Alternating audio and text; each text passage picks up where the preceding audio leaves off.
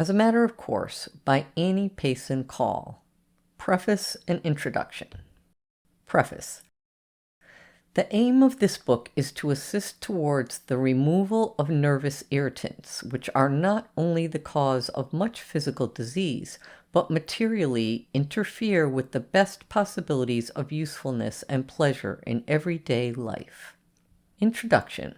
In climbing a mountain, if we know the path and take it as a matter of course, we are free to enjoy the beauties of the surrounding country. If, in the same journey, we set a stone in the way and recognize our ability to step over it, we do so at once and save ourselves from tripping or from useless waste of time and thought as to how we might best go round it. There are stones upon stones in everyday life which might be stepped over with perfect ease, but which, curiously enough, are considered from all sides and then tripped upon.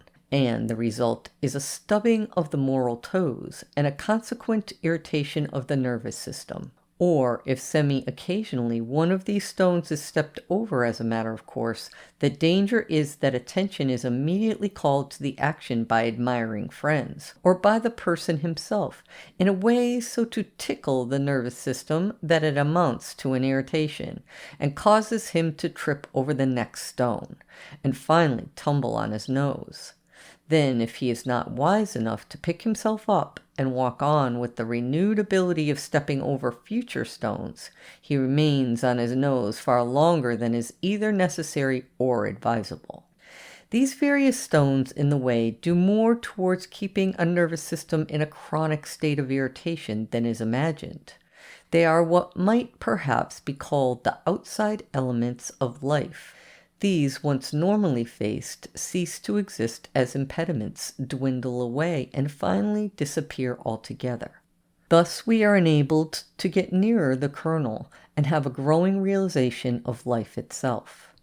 Civilization may give a man new freedom, a freedom beyond any power of description or conception, except to those who achieve it, or it may so bind him body and soul that in moments when he recognizes his nervous contractions, he would willingly sell his hope of immortality to be a wild horse or tiger for the rest of his days.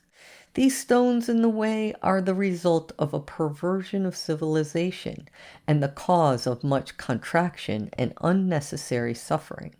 There is the physical stone. If the health of the body were attended to as a matter of course, and its cleanliness is attended to by those of us who are more civilized, how much easier life might be.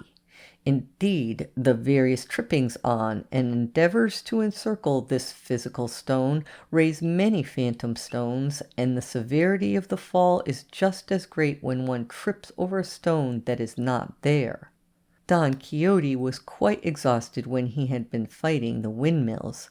One recognizes over and over the truth spoken by the little girl who, when reprimanded by her father for being fretful, said, "It isn't me, Papa, it's that banana." There is also the over-serious stone, and this, so far from being stepped over or any effort made to encircle it, is often raised to the undue dignity of a throne, and not rested upon. It seems to produce an inability for any sort of recreation, and a scorn of the necessity or the pleasure of being amused. Everyone will admit that recreation is one swing of life's pendulum, and in proportion to the swing in that direction will be the strength of the swing in the other direction, and vice versa. One kind of stone which is not the least among the self-made impediments is the microscopic faculty which most of us possess for increasing small, inoffensive pebbles to good-sized rocks. A quiet insistence on seeing these pebbles in their natural size would reduce them shortly to a pile of sand, which might easily be smoothed to a level and add to the comfort of the path. Moods are stones which not only may be stepped over, but kicked right out of the path with a good bold stroke. And the stones of intolerance may be replaced by an open sympathy, an ability to take the other's point of view, which will bring flowers in the path instead. In dealing with ourselves and others, there are stones innumerable, if one chooses to regard them, and a steadily decreasing number as one steps over and ignores.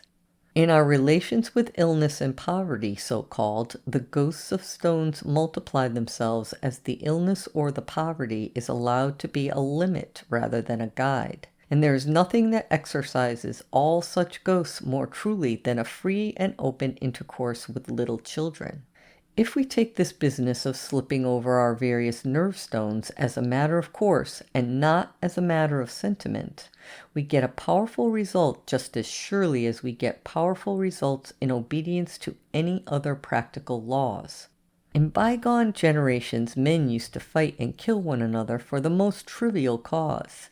As civilization increased, self-control was magnified into a virtue, and the man who governed himself and allowed his neighbor to escape unslain was regarded as a hero.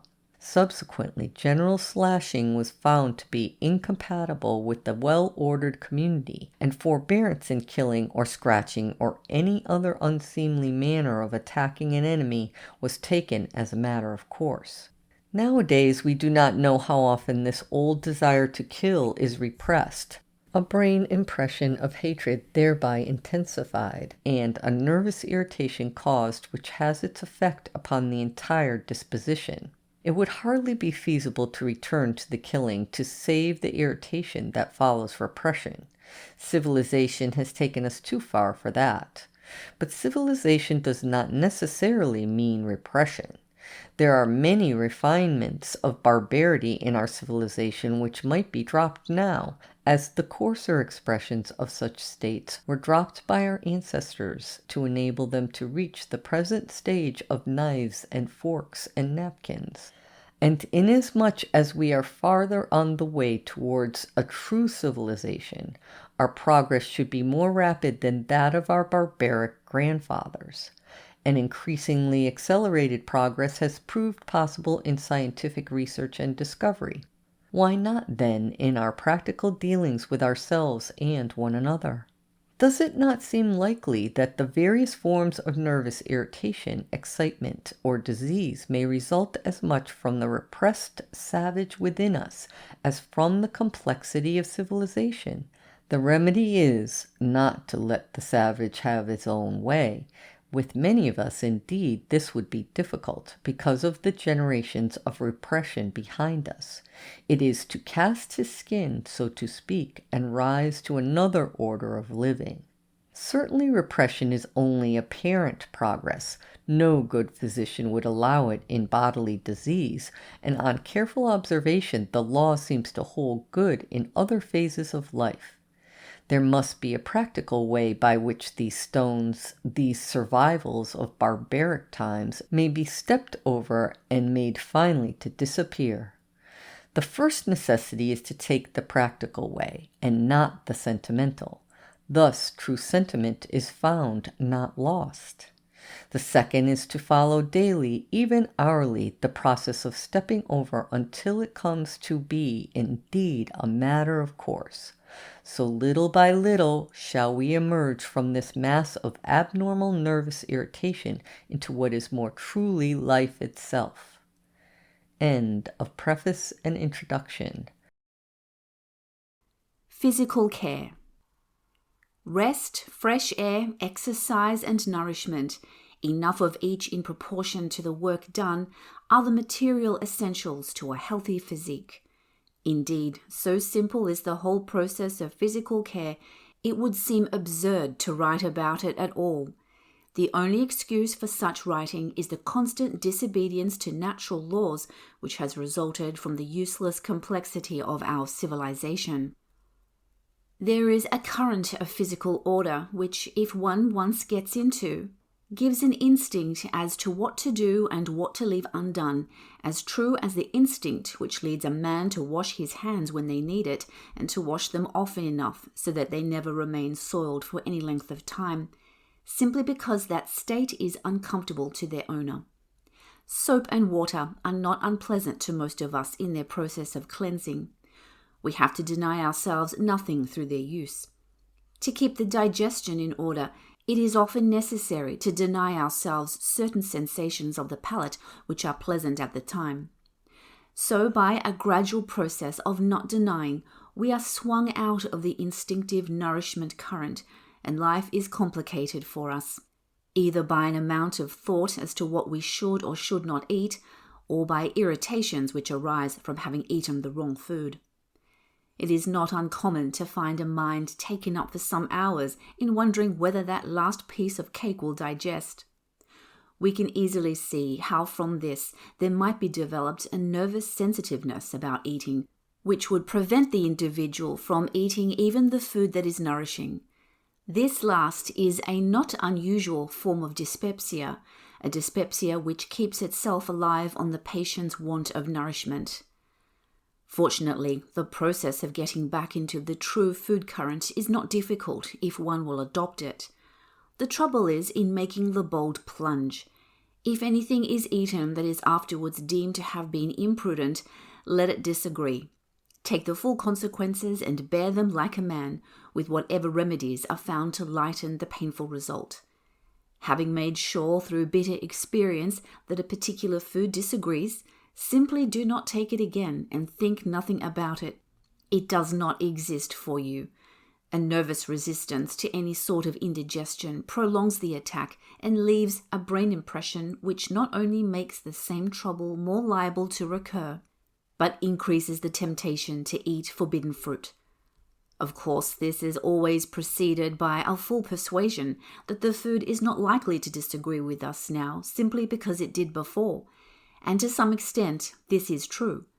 Food that will bring pain and suffering when taken by a tired stomach may prove entirely nourishing when the stomach is rested and ready for it. In that case, the owner of the stomach has learned once for all never to give his digestive apparatus work to do when it is tired. Send a warm drink as a messenger to say that food is coming later. Give yourself a little rest and then eat your dinner. The fundamental laws of health in eating are very simple. Their variations for individual needs must be discovered by each for himself. But, it may be objected, why make all this fuss? Why take so much thought about what I eat or what I do not eat? The special thought is simply to be taken at first to get into the normal habit, and as a means of forgetting our digestion, just as we forget the washing of our hands until we are reminded by some discomfort, whereupon we wash them and forget again. Nature will not allow us to forget. When we are not obeying her laws, she is constantly irritating us in one way or another. It is when we obey, and obey as a matter of course, that she shows herself to be a tender mother and helps us to a real companionship with her. Nothing is more amusing, nothing could appeal more to Mother Nature's sense of humor than the various devices for exercise which give us a complicated self-consciousness rather than a natural development of our physical powers. Certain simple exercises are most useful, and if the weather is so inclement that they cannot be taken in the open air, it is good to have a well-ventilated hall. Exercise with others too is stimulating and more invigorating when there is air enough and to spare. But there is nothing that shows the subjective, self-conscious state of this generation more than the subjective form which exercise takes. Instead of games and play or a good vigorous walk in the country, there are endless varieties of physical culture, most of it good and helpful if taken as a means to an end, but almost useless as it is taken as an end in itself. For it draws the attention to oneself and one's own muscles in a way to make the owner serve the muscle instead of the muscle being made to serve the owner. The more physical exercise can be simplified and made objective, the more it serves its end. To climb a high mountain is admirable exercise, for we have the summit as an end, and the work of climbing is steadily objective, while we get the delicious effect of a freer circulation and all that it means. There might be similar exercises in gymnasiums, and there are indeed many exercises where some objective achievement is the end, and the training of a muscle follows as a matter of course. There is the exercise instinct. We all have it the more perfectly as we obey it. If we have suffered from a series of disobediences, it is a comparatively easy process to work back into obedience. The fresh air instinct is abnormally developed with some of us, but only with some. The popular fear of drafts is one cause of its loss. The fear of a draft will cause a contraction. The contraction will interfere with the circulation, and a cold is the natural result. The effect of vitiated air is well known. The necessity not only for breathing fresh air when we are quiet, but for exercising in the open grows upon us as we see the result. To feel the need is to take the remedy as a matter of course. The rest instinct is most generally disobeyed, most widely needed, and obedience to it would bring the most effective results. A restful state of mind and body prepares one for the best effects from exercise, fresh air, and nourishment. This instinct is the more disobeyed because with the need for rest, there seems to come an inability to take it, so that not only is every impediment magnified, but imaginary impediments are erected, and only a decided and insistent use of the will in dropping everything that interferes, whether real or imaginary, will bring a whiff of a breeze from the true rest current. Rest is not always silence, but silence is always rest, and a real silence of the mind is known by very few. Having gained that, or even approached it, we are taken by the rest wind itself, and it is strong enough to bear our full weight as it swings us along to renewed life and new strength for work to come. The secret is to turn to silence at the first hint from nature, and sleep should be the very essence of silence itself. All this would be very well if we were free to take the right amount of rest, fresh air, exercise, and nourishment. But many of us are not. It will not be difficult for anyone to call to mind half a dozen persons who impede the good which might result from the use of these four necessities, simply by complaining that they cannot have their full share of either. Indeed, some of us may find in ourselves various stones of this sort stopping the way.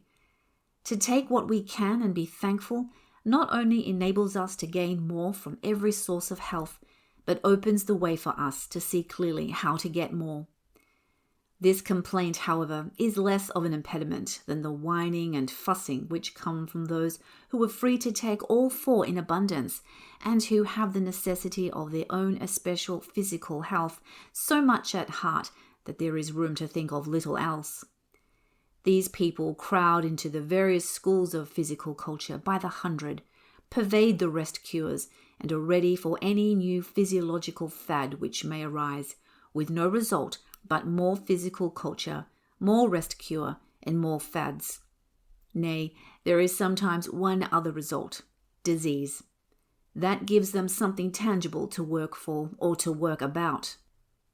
But all their eating and breathing and exercising and resting does not bring lasting vigorous health, simply because they work at it as an end, of which self is the center and circumference. The sooner our health instinct is developed and then taken as a matter of course, the sooner can the body become a perfect servant, to be treated with true courtesy and then forgotten. Here is an instinct of our barbarous ancestry which may be kept and refined through all future phases of civilization.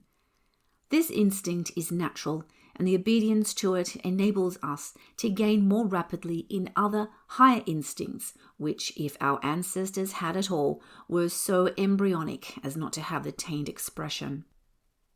Nourishment, fresh air, exercise, rest. So far as these are not taken simply and in obedience to the natural instinct, there arise physical stones in the way, stones that form themselves into an apparently insurmountable wall. There is a stile over that wall, however, if we will but open our eyes to see it. This stile, carefully climbed, will enable us to step over the few stones on the other side and follow the physical path quite clearly. End of section 1. Amusements. The ability to be easily and heartily amused brings a wholesome reaction from intense thought or hard work of any kind, which does more towards keeping the nervous system in a normal state than almost anything else of an external kind. As a Frenchman very aptly said, "This is all very well, all this study and care to relieve one's nerves, but would it not be much simpler and more effective to go and amuse one's self?" The same Frenchman could not realize that in many countries amusement is almost a lost art. Fortunately, it is not entirely lost, and the sooner it is regained, the nearer we shall be to health and happiness. One of the chief impediments in the way of hearty amusement is over-seriousness.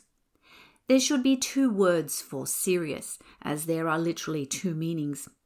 There is a certain intense form of taking the care and responsibility of one's own individual interests, or the interests of others which are selfishly made one's own, which leads to a surface seriousness that is not only a chronic irritation of the nervous system, but a constant distress to those who come under this serious care.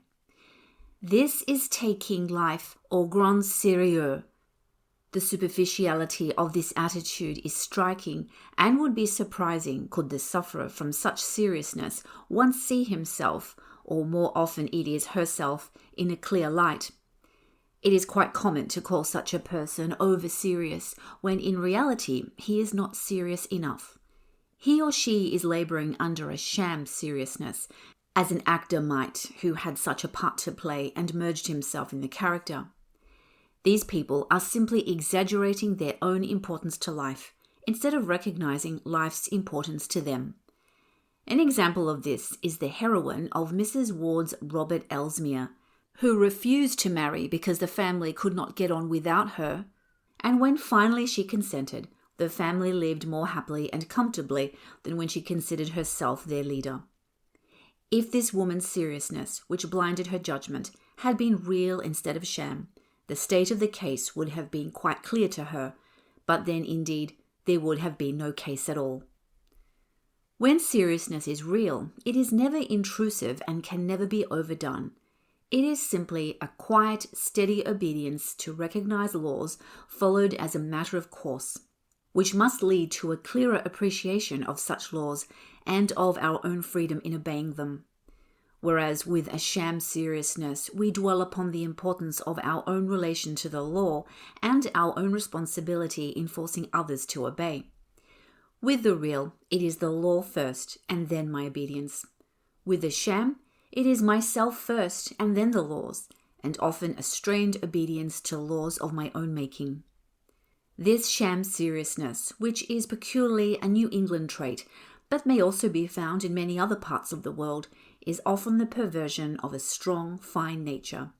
It places many stones in the way, most of them phantoms, which once stepped over and then ignored brings to light a nature nobly expansive and a source of joy to all who come in contact with it. But so long as the seriousness lasts, it is quite incompatible with any form of real amusement. For the very essence of amusement is the child spirit. The child throws himself heartily and spontaneously into the game, or whatever it may be, and forgets that there is anything else in the world for the time being. Children have nothing else to remember.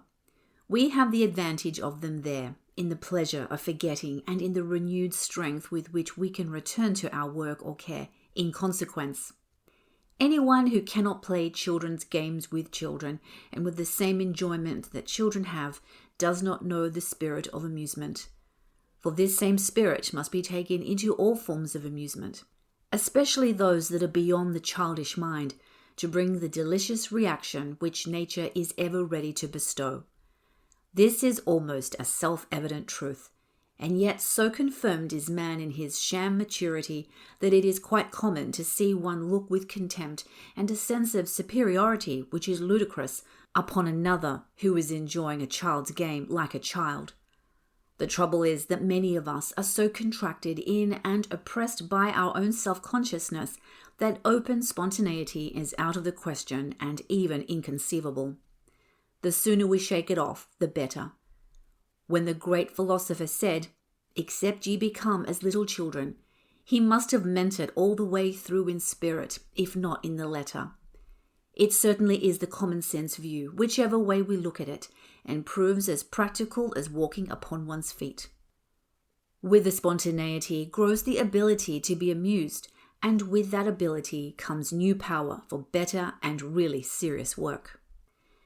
To endeavor with all your might to win, and then if you fail, not to care, relieves the game of an immense amount of unnecessary nervous strain.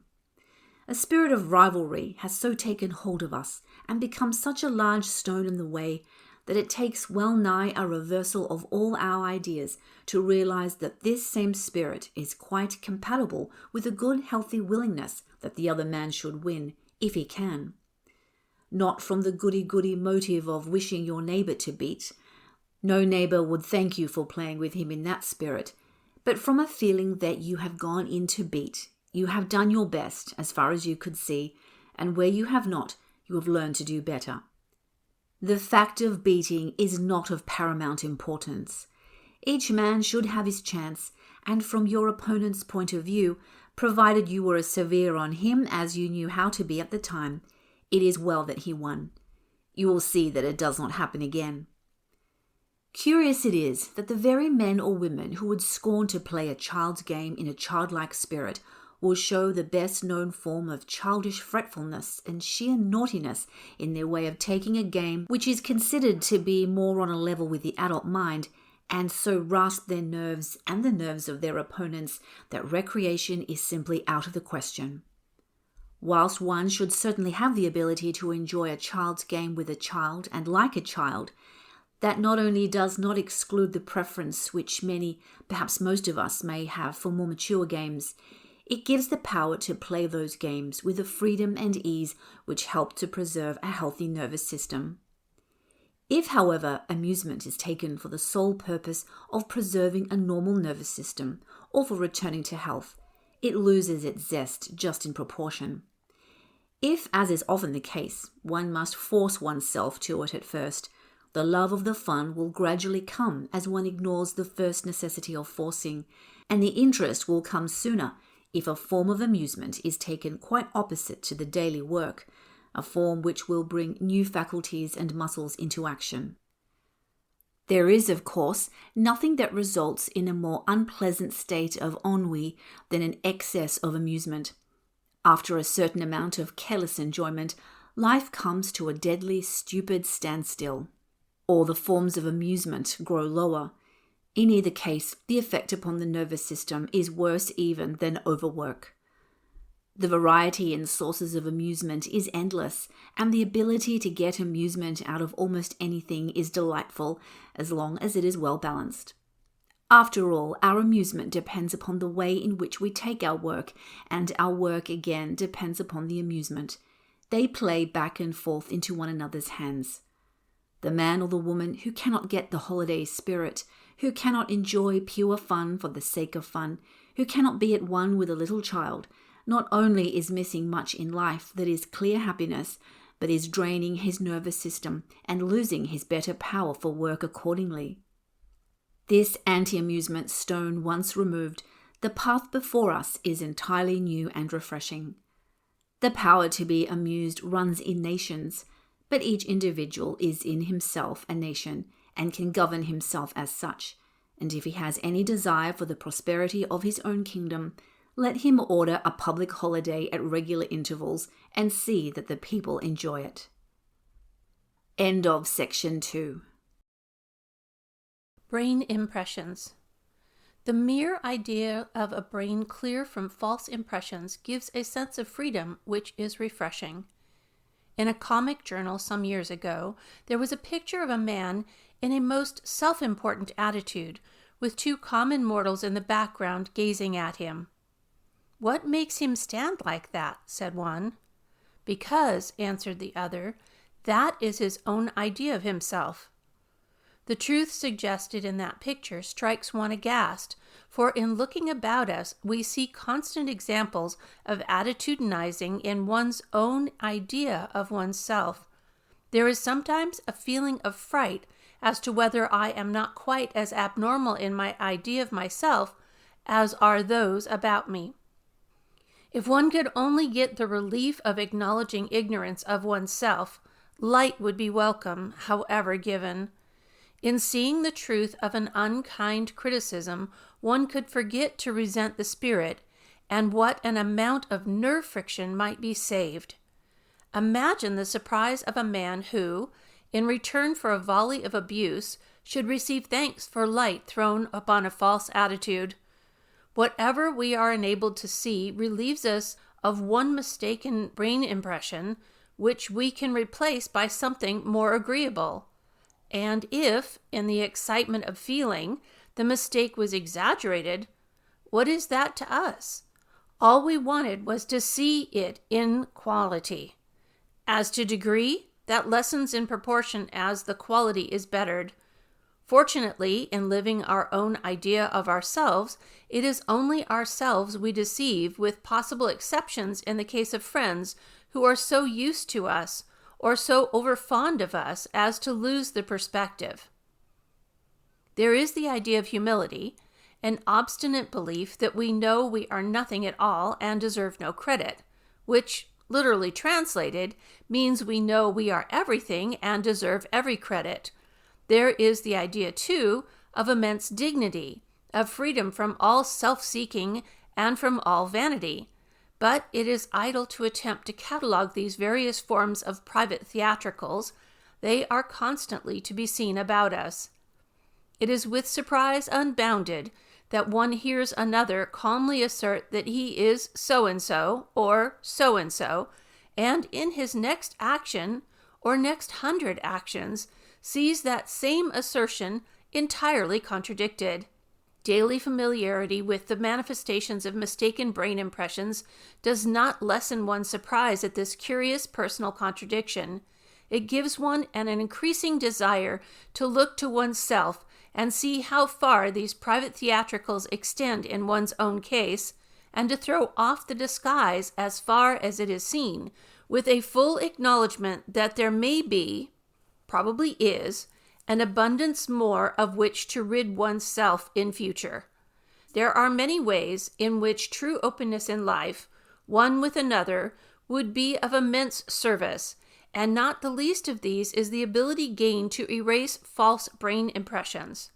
The self-condemnatory brain impression is quite as pernicious as its opposite. Singularly enough, it goes with it. One often finds inordinate self-esteem combined with the most abject condemnation of self. One can be played against the other as a counter-irritant, but this only as a process of rousing, for the irritation of either brings equal misery. I am not even sure that as a rousing process it is ever really useful. To be clear of a mistaken brain impression, a man must recognize it himself, and this recognition can never be brought about by an unasked attempt of help from another. It is often cleared by help asked and given, and perhaps more often by help which is quite involuntary and unconscious. One of the greatest points in friendly diplomacy is to be open and absolutely frank so far as we are asked, but never to go beyond. At least, in the experience of many, that leads more surely to the point where no diplomacy is needed, which is certainly the point to be aimed at in friendship. It is trying to see a friend living his own idea of himself, and to be obliged to wait until he has discovered that he is only playing a part. But this very waiting may be of immense assistance in reducing our own moral attitudinizing. How often do we hear others or find ourselves complaining of a fault over and over again? I know that this is a fault of mine, and it has been for years. I wish I could get over it. I know this is a fault of mine. One brain impression. It has been for years.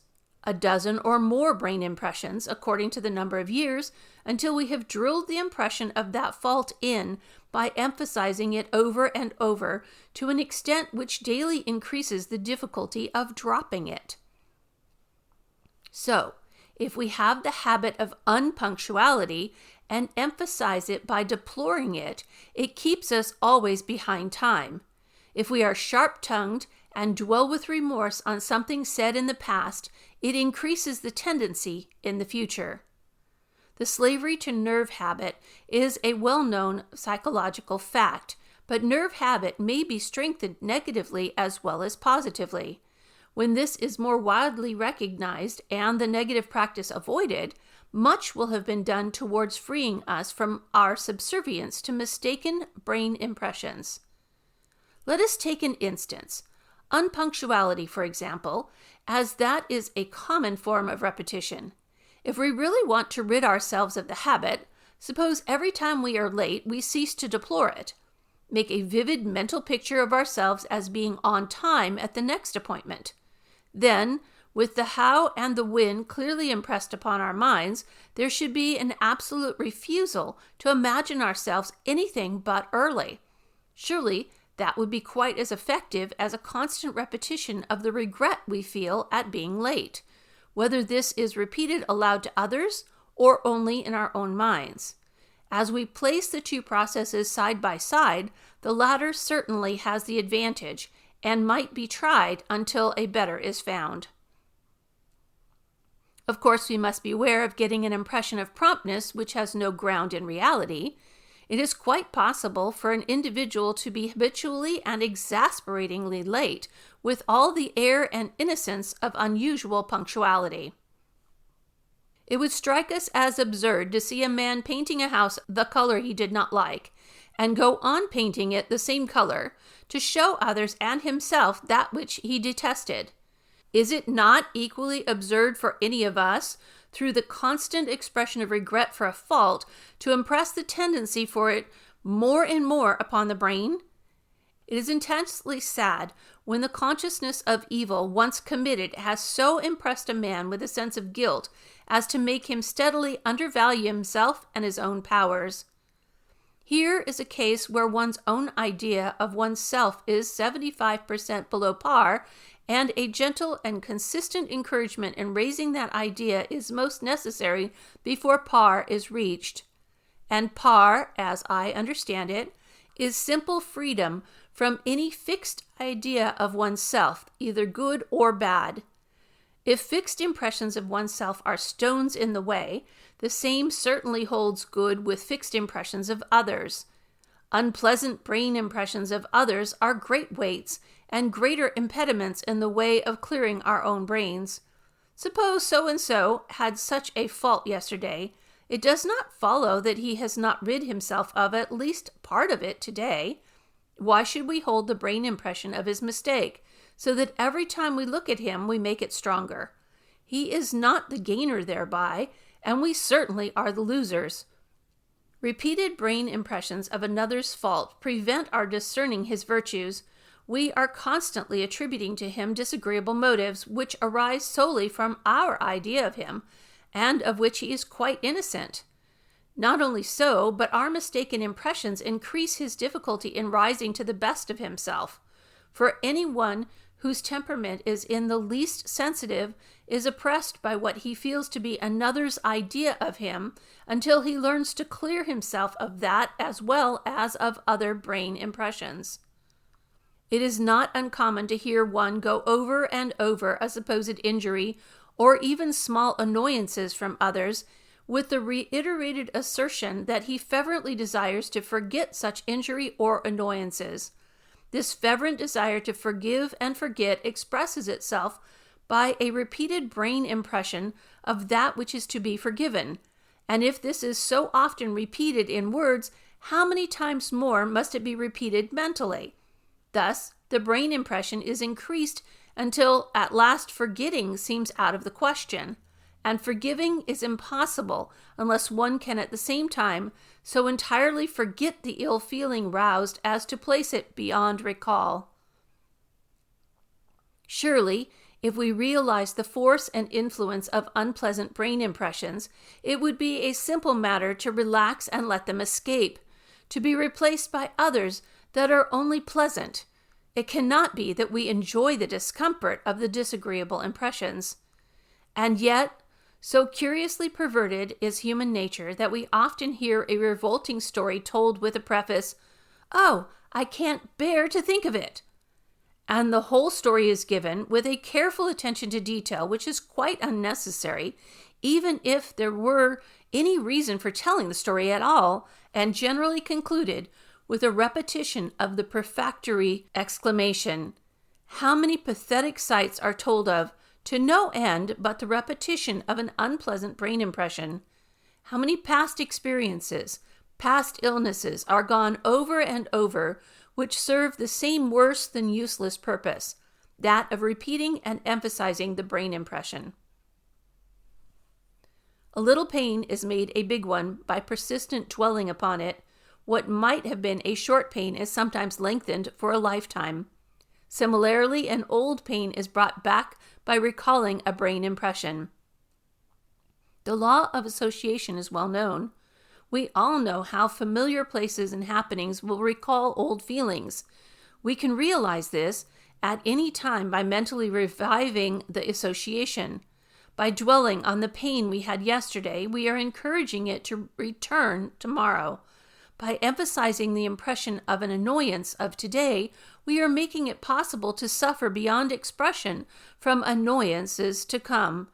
And the annoyances, the pains, the disagreeable feelings will find their old brain grooves with remarkable rapidity when given the ghost of a chance.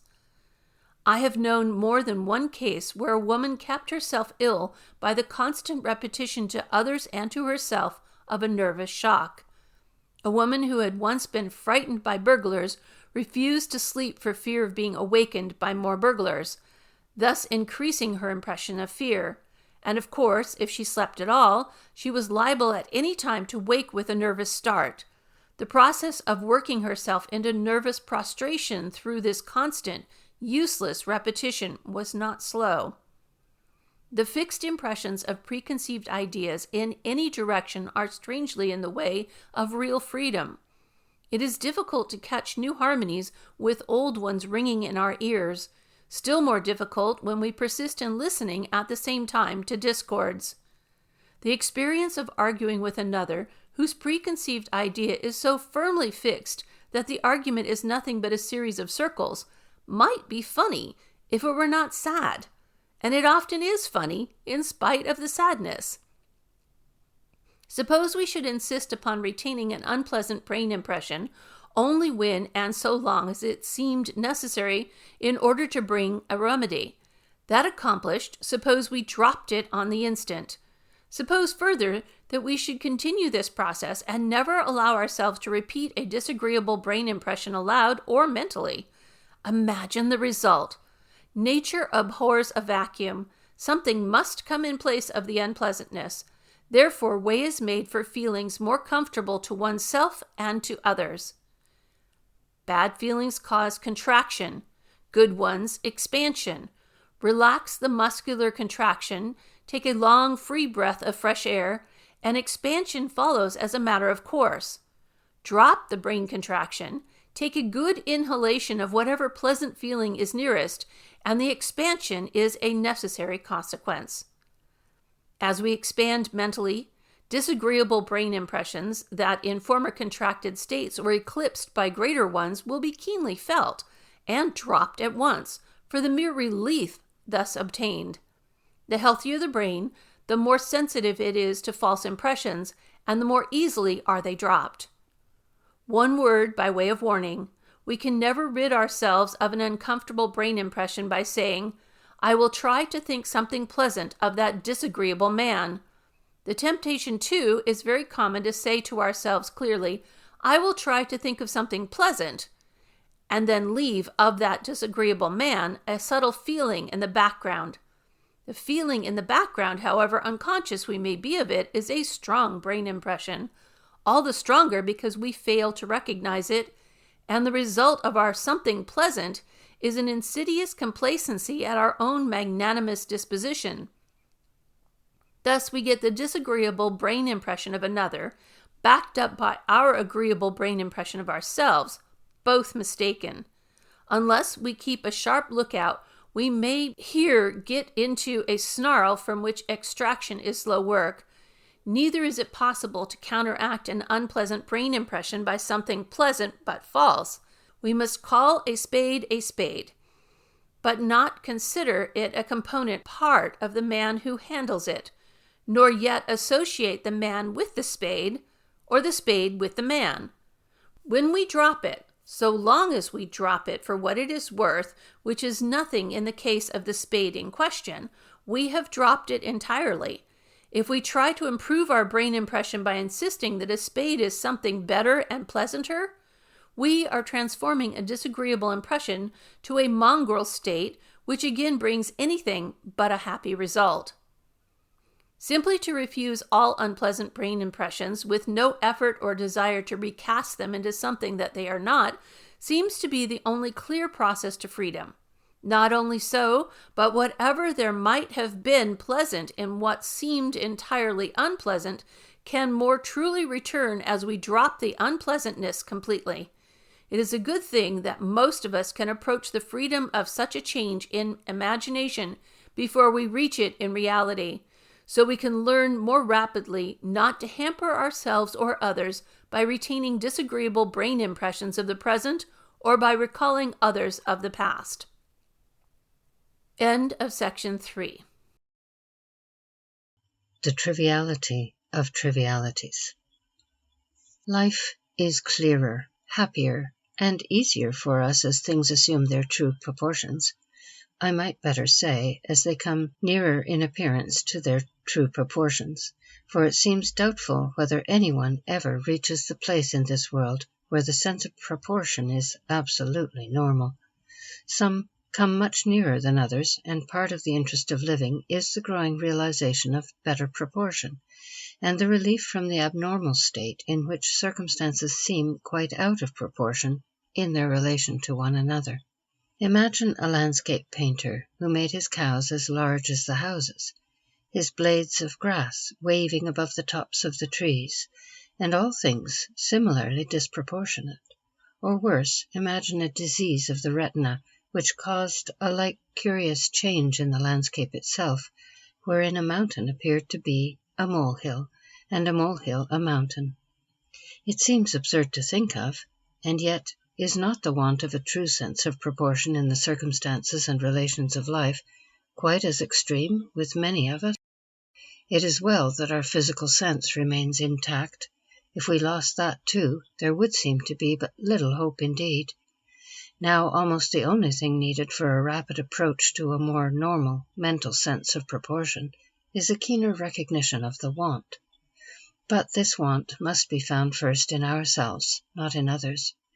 There is the inclination to regard our own life as bigger and more important than the life of anyone about us, or the reverse attitude of bewailing its lack of importance, which is quite the same.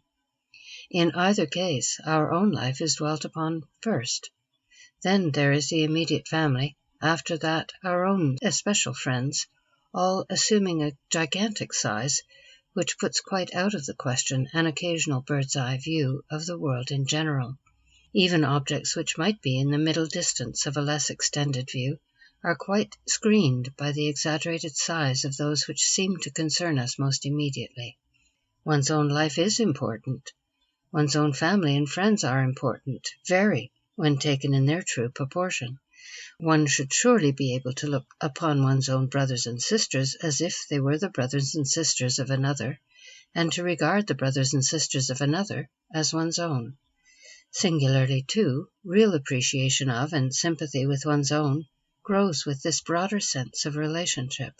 In no way is this sense shown more clearly than by a mother who has the breadth and the strength to look upon her own children as if they belonged to someone else, and upon the children of others as if they belonged to her. But the triviality of magnifying one's own out of all proportion has not yet been recognized by many. So every trivial happening in our lives, or the lives of those connected with us, is exaggerated, and we keep ourselves and others in a chronic state of contraction accordingly. Think of the many trifles which, by being magnified and kept in the foreground, obstruct the way to all possible sight or appreciation of things that really hold a more important place. The cook, the waitress, various other annoyances of housekeeping, a gown that does not suit, the annoyances of travel, whether we said the right thing to so-and-so, whether so-and-so likes us or does not like us. Indeed, there is an immense army of trivial imps, and the breadth of capacity for entertaining these imps is so large in some of us as to be truly encouraging, for if the domain were once deserted by the imps, there remains the breadth, which must have the same capacity for holding something better. Unfortunately, a long occupancy by these miserable little offenders means eventually the saddest sort of contraction. What a picture for a new Gulliver, a human being overwhelmed by the imps of triviality, and bound fast to the ground by manifold windings of their cobweb-sized thread. This exaggeration of trifles is one form of nervous disease. It would be exceedingly interesting and profitable to study the various phases of nervous disease as exaggerated expressions of perverted character. They can be traced directly and easily in many cases. If a woman fusses about trivialities, she fusses more when she's tired. The more fatigue, the more fussing, and with a persistent tendency to fatigue and fussing, it does not take long to work up or down to nervous prostration. From this form of nervous excitement, one never really recovers, except by a hearty acknowledgment of the trivialities as trivialities, when with growing health there is a growing sense of true proportion. I have seen a woman spend more attention, time, and nerve power on emphasizing the fact that her hands are all stained from the dye on her dress than a normal woman would take for a good hour's work. As she grew better, this emphasizing of trivialities decreased, but of course might have returned with any over-fatigue, unless it had been recognized, taken at its worth, and simply dropped. Anyone can think of example after example in his own individual experience, when he has suffered unnecessary tortures through the regarding of trifling things, either by himself or by someone near him. With many, the first instance will probably be to insist, with emphasis and some feeling, that they are not trivialities. Trivialities have their importance when given their true proportion. The size of a triviality is often exaggerated, as much by neglect as by an undue amount of attention. When we do what we can to amend an annoyance, and then think no more about it until there appears something further to do, the saving of nervous force is very great. Yet so successful have these imps of triviality come to be in their rule of human nature, that the trivialities of the past are oftentimes dwelt upon with as much earnestness as if they belonged to the present. The past itself is a triviality, except in its results. Yet what an immense screen it is sometimes to any clear understanding or appreciation of the present. How many of us have listened over and over to the same tale of past annoyances, until we wonder how it can be possible that the constant repetition is not recognized by the narrator. How many of us have been over and over in our minds past troubles, little and big, so that we have no right whatever to feel impatient when listening to such repetitions by others. Here again we have in nervous disease the extreme of a common trait in humanity. With increased nervous fatigue, there is always an increase of the tendency to repetition. Best drop it before it gets to the fatigue stage, if possible. Then again, there are the common things of life, such as dressing and undressing, and the numberless everyday duties. It is possible to distort them to perfect monstrosities by the manner of dwelling upon them. Taken as a matter of course, they are the very triviality of trivialities, and assume their place without second thought. When life seems to get into such a snarl that we despair of disentangling it, a long journey and change of human surroundings enable us to take a distant view, which not uncommonly shows the tangle to be no tangle at all. Although we cannot always go upon a material journey, we can change the mental perspective, and it is this adjustment of the focus which brings our perspective into truer proportions. Having once found what appears to be the true focus, let us be true to it. The temptations to lose one's focus are many, and sometimes severe. When temporarily thrown off our balance, the best help is to return at once, without dwelling on the fact that we've lost the focus longer than is necessary to find it again. After that, our focus is better adjusted and the range steadily expanded. It is impossible for us to widen the range by thinking about it. Holding the best focus we know in our daily experience does that. Thus the proportions arrange themselves. We cannot arrange the proportions. Or, what is more nearly the truth, the proportions are in reality true to begin with. As with the imaginary eye disease, which transformed the relative sizes of the component parts of a landscape, the fault is in the eye, not in the landscape. So when the circumstances of life are quite in the wrong proportion to one another, in our own minds, the trouble is in the mental sight, not in the circumstances. There are many ways of getting a better focus and ridding one's self of trivial annoyances. One is to be quiet. Get at a good mental distance. Be sure that you have a clear view and then hold it. Always keep your distance. Never return to the old standpoint if you can manage to keep away. We may be thankful if trivialities annoy us as trivialities. It is with those who have the constant habit of dwelling on them without feeling the discomfort that a return to freedom seems impossible.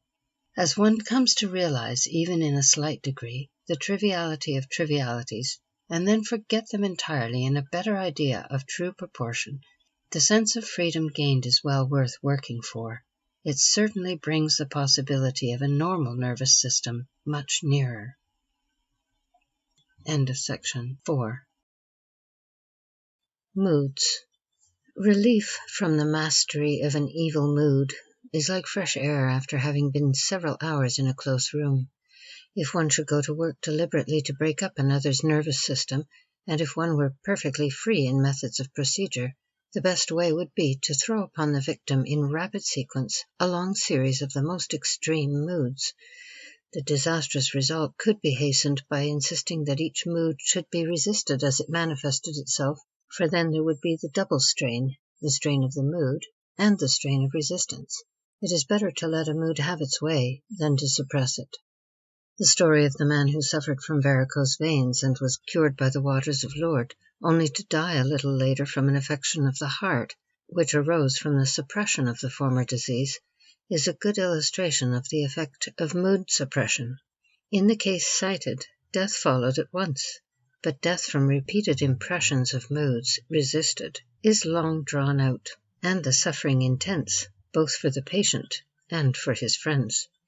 The only way to drop a mood is to look it in the face and call it by its right name. Then by persistent ignoring, sometimes in one way, sometimes in another, finally drop it altogether. It takes a looser hold next time and eventually slides off entirely. To be sure, over fatigue, an attack of indigestion, or some unexpected contact with the same phase in another may bring back the ghost of former moods. These ghosts may even materialize, unless the practice of ignoring is at once referred to, but they can ultimately be routed completely. A great help in gaining freedom from moods is to realize clearly their superficiality. Moods are deadly, desperately serious things, when taken seriously and indulged in to the full extent of their power. They are like a tiny spot directly in front of the eye. We see that, and that only. It blurs and shuts out everything else. We groan and suffer and are unhappy and wretched, still persistently keeping our eye on the spot until finally we forget that there is anything else in the world. In mind and body, we are impressed by that and that alone. Thus the difficulty of moving off a little distance has greatly increased, and liberation is impossible until we do move away, and by a change of perspective see the spot for what it really is. Let anyone who's ruled by moods in a moment when he's absolutely free from them take a good look at all past moody states, and he will see that they come from nothing, go to nothing, and are nothing.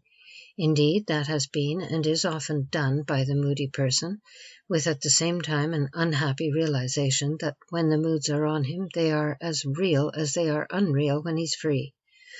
To treat a mood as a good joke when you're in its clutches is simply out of the question.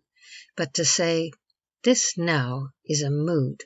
Come on, do your worst. I can stand it as long as you can," takes away all nerve resistance until the thing has nothing to clutch and dissolves for want of nourishment. If it proves too much for one at times and breaks out in a bad expression of some sort, A quick acknowledgement that you are under the spell of a bad mood, and a further invitation to come on if it wants to, will loosen the hold again.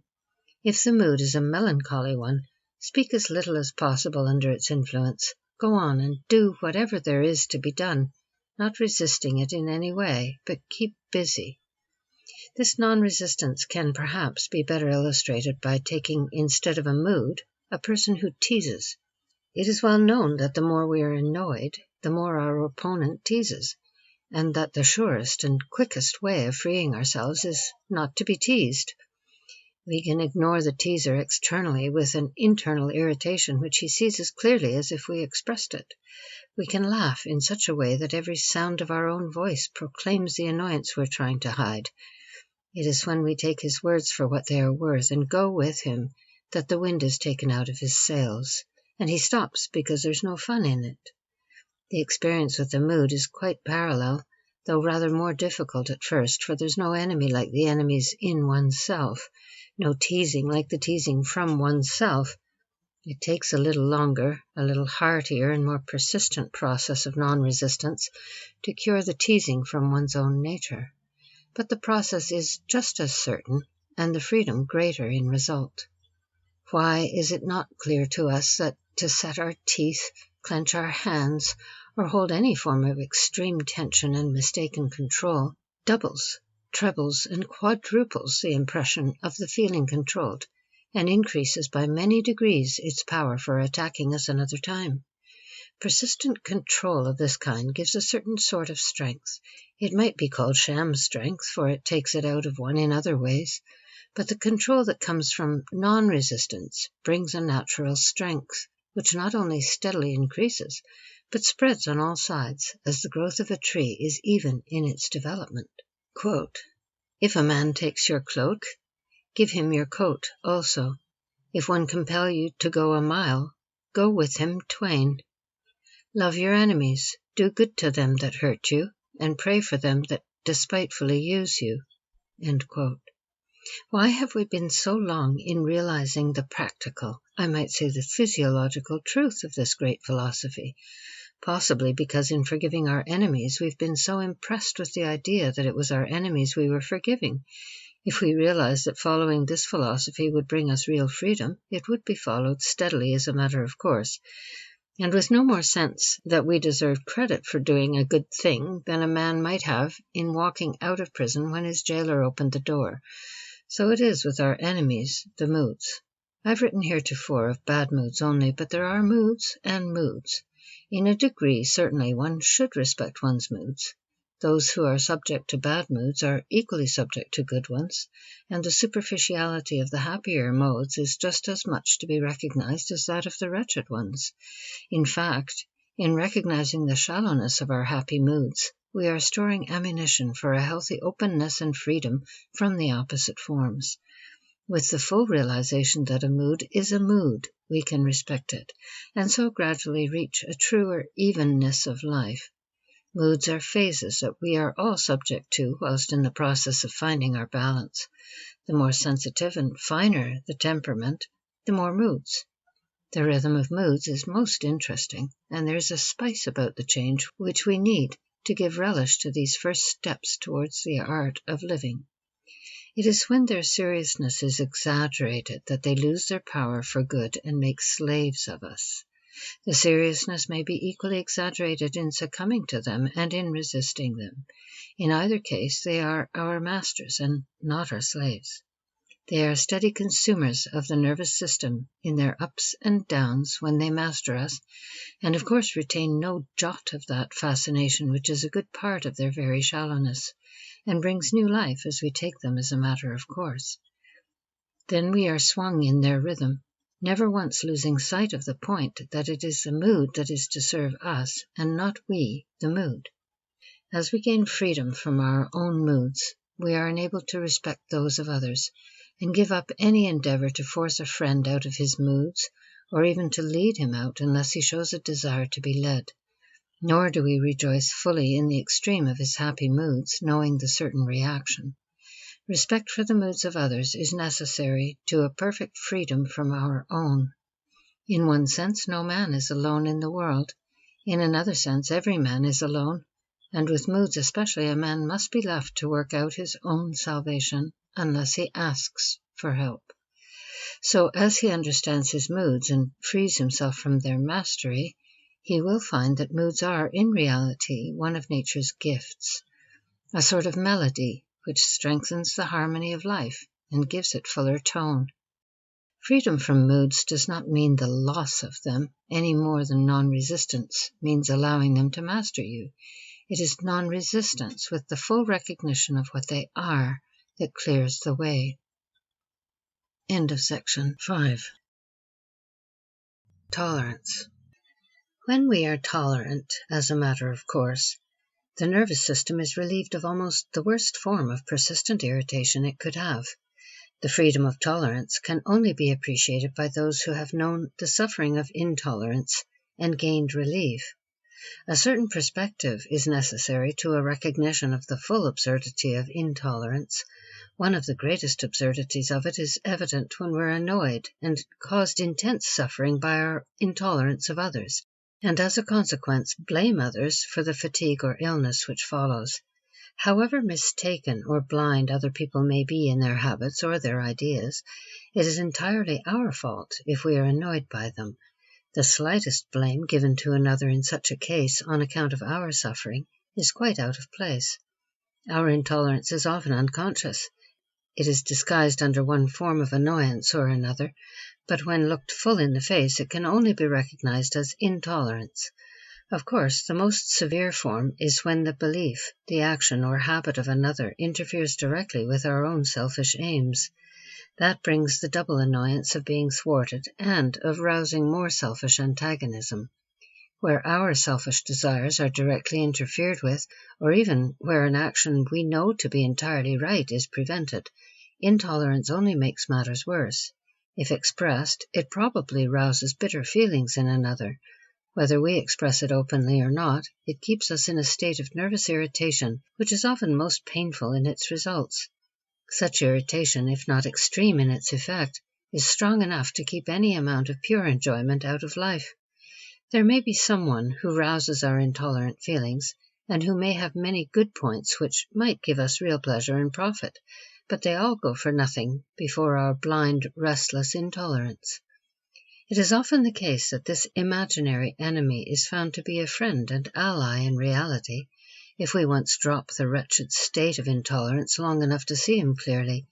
Yet the promptest answer to such an assertion will probably be, "That may be so in some cases, but not with the man or woman who rouses my intolerance."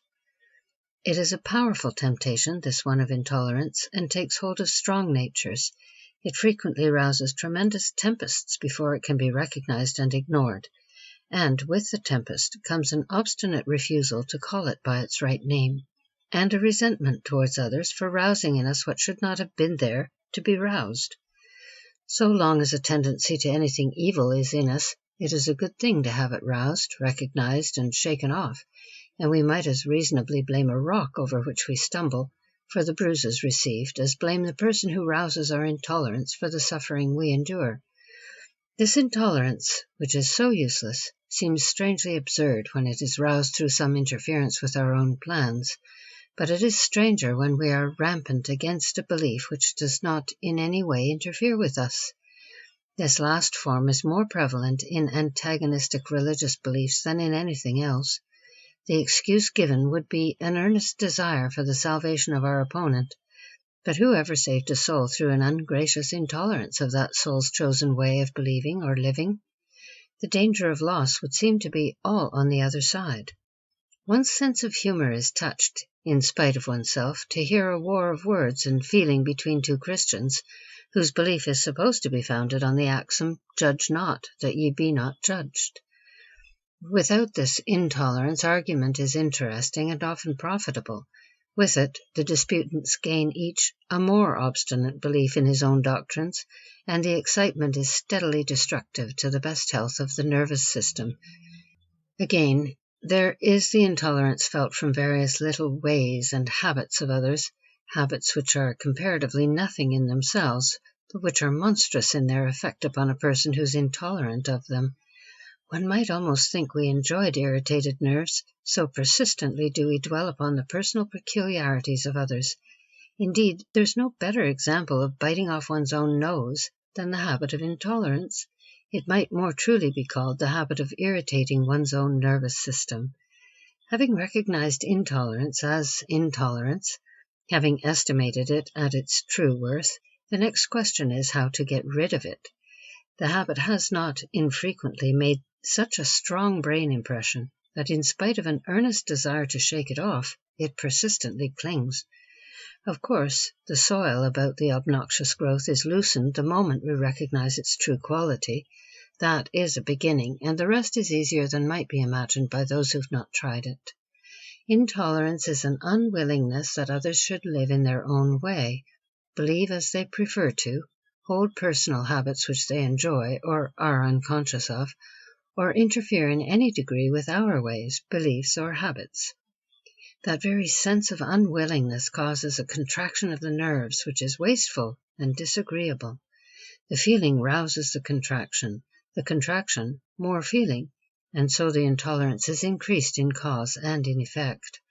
The immediate effect of being willing, on the contrary, is of course the relaxation of such contraction and a healthy expansion of the nerves.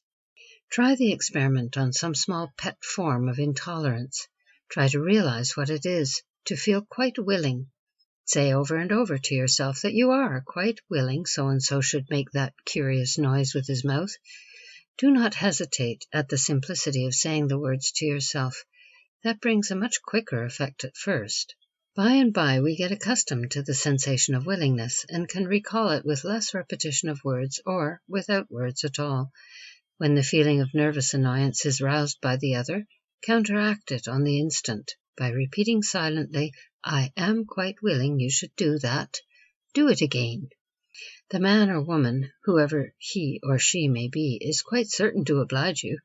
There will be any number of opportunities to be willing, until by and by the willingness is a matter of course, and it would not be surprising if the habit passed entirely unnoticed as far as you are concerned. This experiment, tried successfully on small things, can be carried to greater. If steadily persisted in, a good 50% of wasted nervous force can be saved for better things, and this saving of nervous force is the least gain which comes from a thorough riddance of every form of intolerance. But, it will be objected, how can I say I'm willing when I am not? Surely you can see no good from the irritation of unwillingness. There can be no real gain from it, and there is every reason for giving it up. A clear realization of the necessity for willingness, both for our own comfort and for that of others, helps us to its repetition in words. The words said with sincere purpose help us to the feeling, and so we come steadily into clearer light. Our very willingness that a friend should go the wrong way if he chooses gives us new power to help him towards the right. If we are moved by intolerance, that is selfishness. With it will come the desire to force our friend into the way which we consider right. Such forcing, if even apparently successful, invariably produces a reaction on the friend's part, and disappointment and chagrin on our own. The fact that most great reformers were and are actuated by the very spirit of intolerance makes that scorning of the ways of others seem to us essential as the root of all great reform. Amidst the necessity for and strength in the reform, the petty spirit of intolerance intrudes unnoticed. But if anyone wants to see it in full-fledged power, let him study the family of a reformer who have inherited the intolerance of his nature without the work to which it was applied. This intolerant spirit is not indispensable to great reforms, but it sometimes goes with them and is made use of, as intense selfishness may often be used, for higher ends. The ends might have been accomplished more rapidly and more effectually with less selfish instruments, but man must be left free, and if he will not offer himself as an open channel to his highest impulses, he is used to the best advantage possible without them. There is no finer type of a great reformer than Jesus Christ. In his life there was no shadow of intolerance. From first to last he showed willingness in spirit and in action. In upbraiding the scribes and Pharisees, he evinced no feeling of antagonism. He merely stated the facts. The same firm, calm truth of assertion, carried out in action, characterized his expulsion of the money changers from the temple. When he was arrested, and throughout his trial and execution, it was his accusers who showed the intolerance. They sent out with swords and staves to take him, with a show of antagonism which failed to affect him in the slightest degree. Who cannot see that with the irritated feeling of intolerance we put ourselves on the plane of the very habit or action we are so vigorously condemning? We are inviting greater mistakes on our part, for often the rouser of our selfish antagonism is quite blind to his deficiencies, and unless he's broader in his way than we are in ours, any show of intolerance simply blinds him the more. Intolerance, through its indulgence, has come to assume a monstrous form. It interferes with all pleasure in life. It makes clear, open intercourse with others impossible. It interferes with any form of use into which it is permitted to intrude. In its indulgence, it is a monstrosity. In itself, it is mean, petty, and absurd. Let us then work with all possible rapidity to relax from contractions of unwillingness and become tolerant as a matter of course. Whatever is the plan of creation, we cannot improve it through any antagonistic feeling of our own against creatures or circumstances. Through a quiet, gentle tolerance, we leave ourselves free to be carried by the laws. Truth is greater than we are, and if we can be the means of righting any wrong, it is by giving up the presumption that we can carry truth, and by standing free and ready to let truth carry us. The same willingness that is practiced in relation to persons will be found equally effective in relation to the circumstances of life, from the losing of a train to matters far greater and more important. There is as much intolerance to be dropped in our relations to various happenings as in our relations to persons, and the relief to our nerves is just as great, perhaps even greater.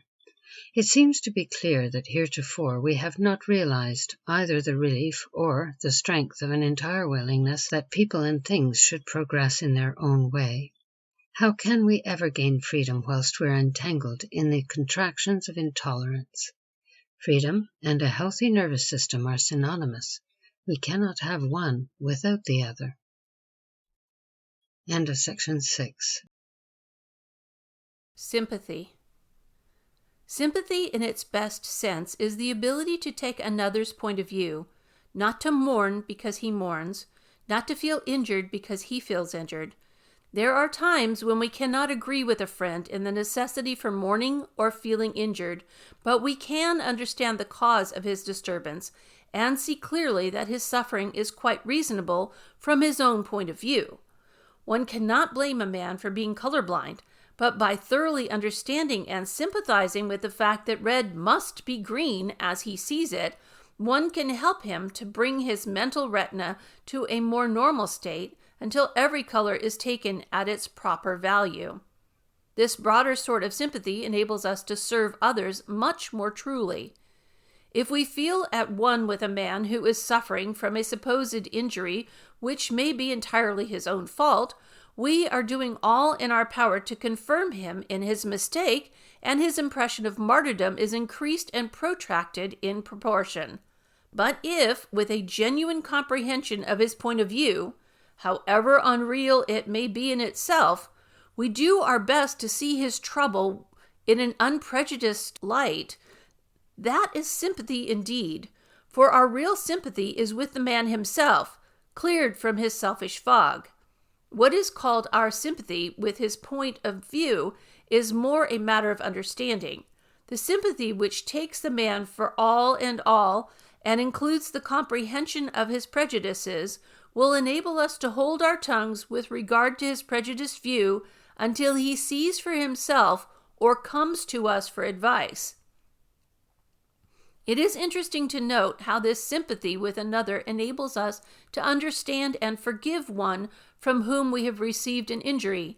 His point of view taken, his animosity against us seems to follow as a matter of course, then no time or force need be wasted on resentment. Again, You cannot blame a man for being blind, even though his blindness may be absolutely and entirely selfish, and you the sufferer in consequence. It often follows that the endeavor to get a clear understanding of another's view brings to notice many mistaken ideas of our own, and thus enables us to gain a better standpoint.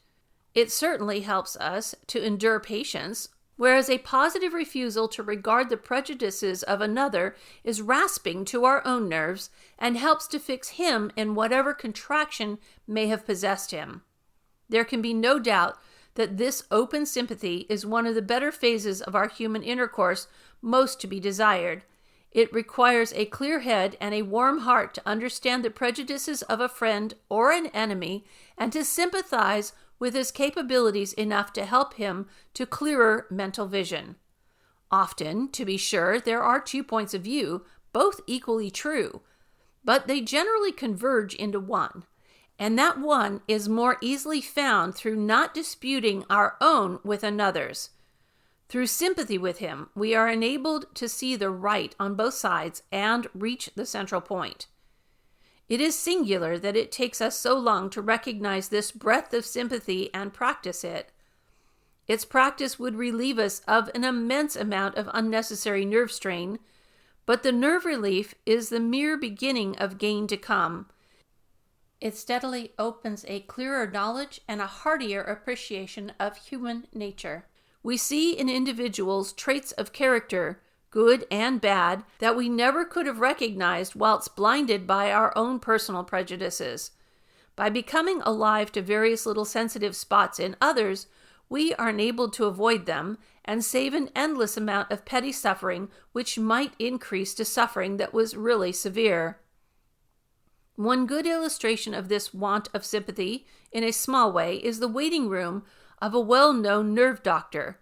The room is in such a state of confusion, it is such a mixture of colors and forms, that it would be fatiguing even for a person in tolerable health to stay there for an hour. Yet the doctor keeps his sensitive, nervously excited patient sitting in this heterogeneous mass of discordant objects hour after hour. Surely it is no psychological subtlety of insight that gives a man of this type his name and fame. It must be the feeding and resting process alone, for a man of sensitive sympathy would study to save his patients by taking their point of view, as well as to bring them to a better physical state through nourishment and rest. The ability to take a nervous sufferer's point of view is greatly needed. There can be no doubt that with that effort on the part of friends and relatives, many cases of severe nervous prostration might be saved. Certainly much nervous suffering could be prevented. A woman who is suffering from a nervous conscience writes a note which shows that she is worrying over this or that supposed mistake, or as to what your attitude is toward her. A prompt, kind, and direct answer will save her at once from further nervous suffering of that sort. To keep an anxious person, whether he be sick or well, watching the mails is a want of sympathy which is also shown in many other ways, unimportant, perhaps, to us, but important if we are broad enough to take the other's point of view. There are many foolish little troubles from which men and women suffer that come only from tired nerves.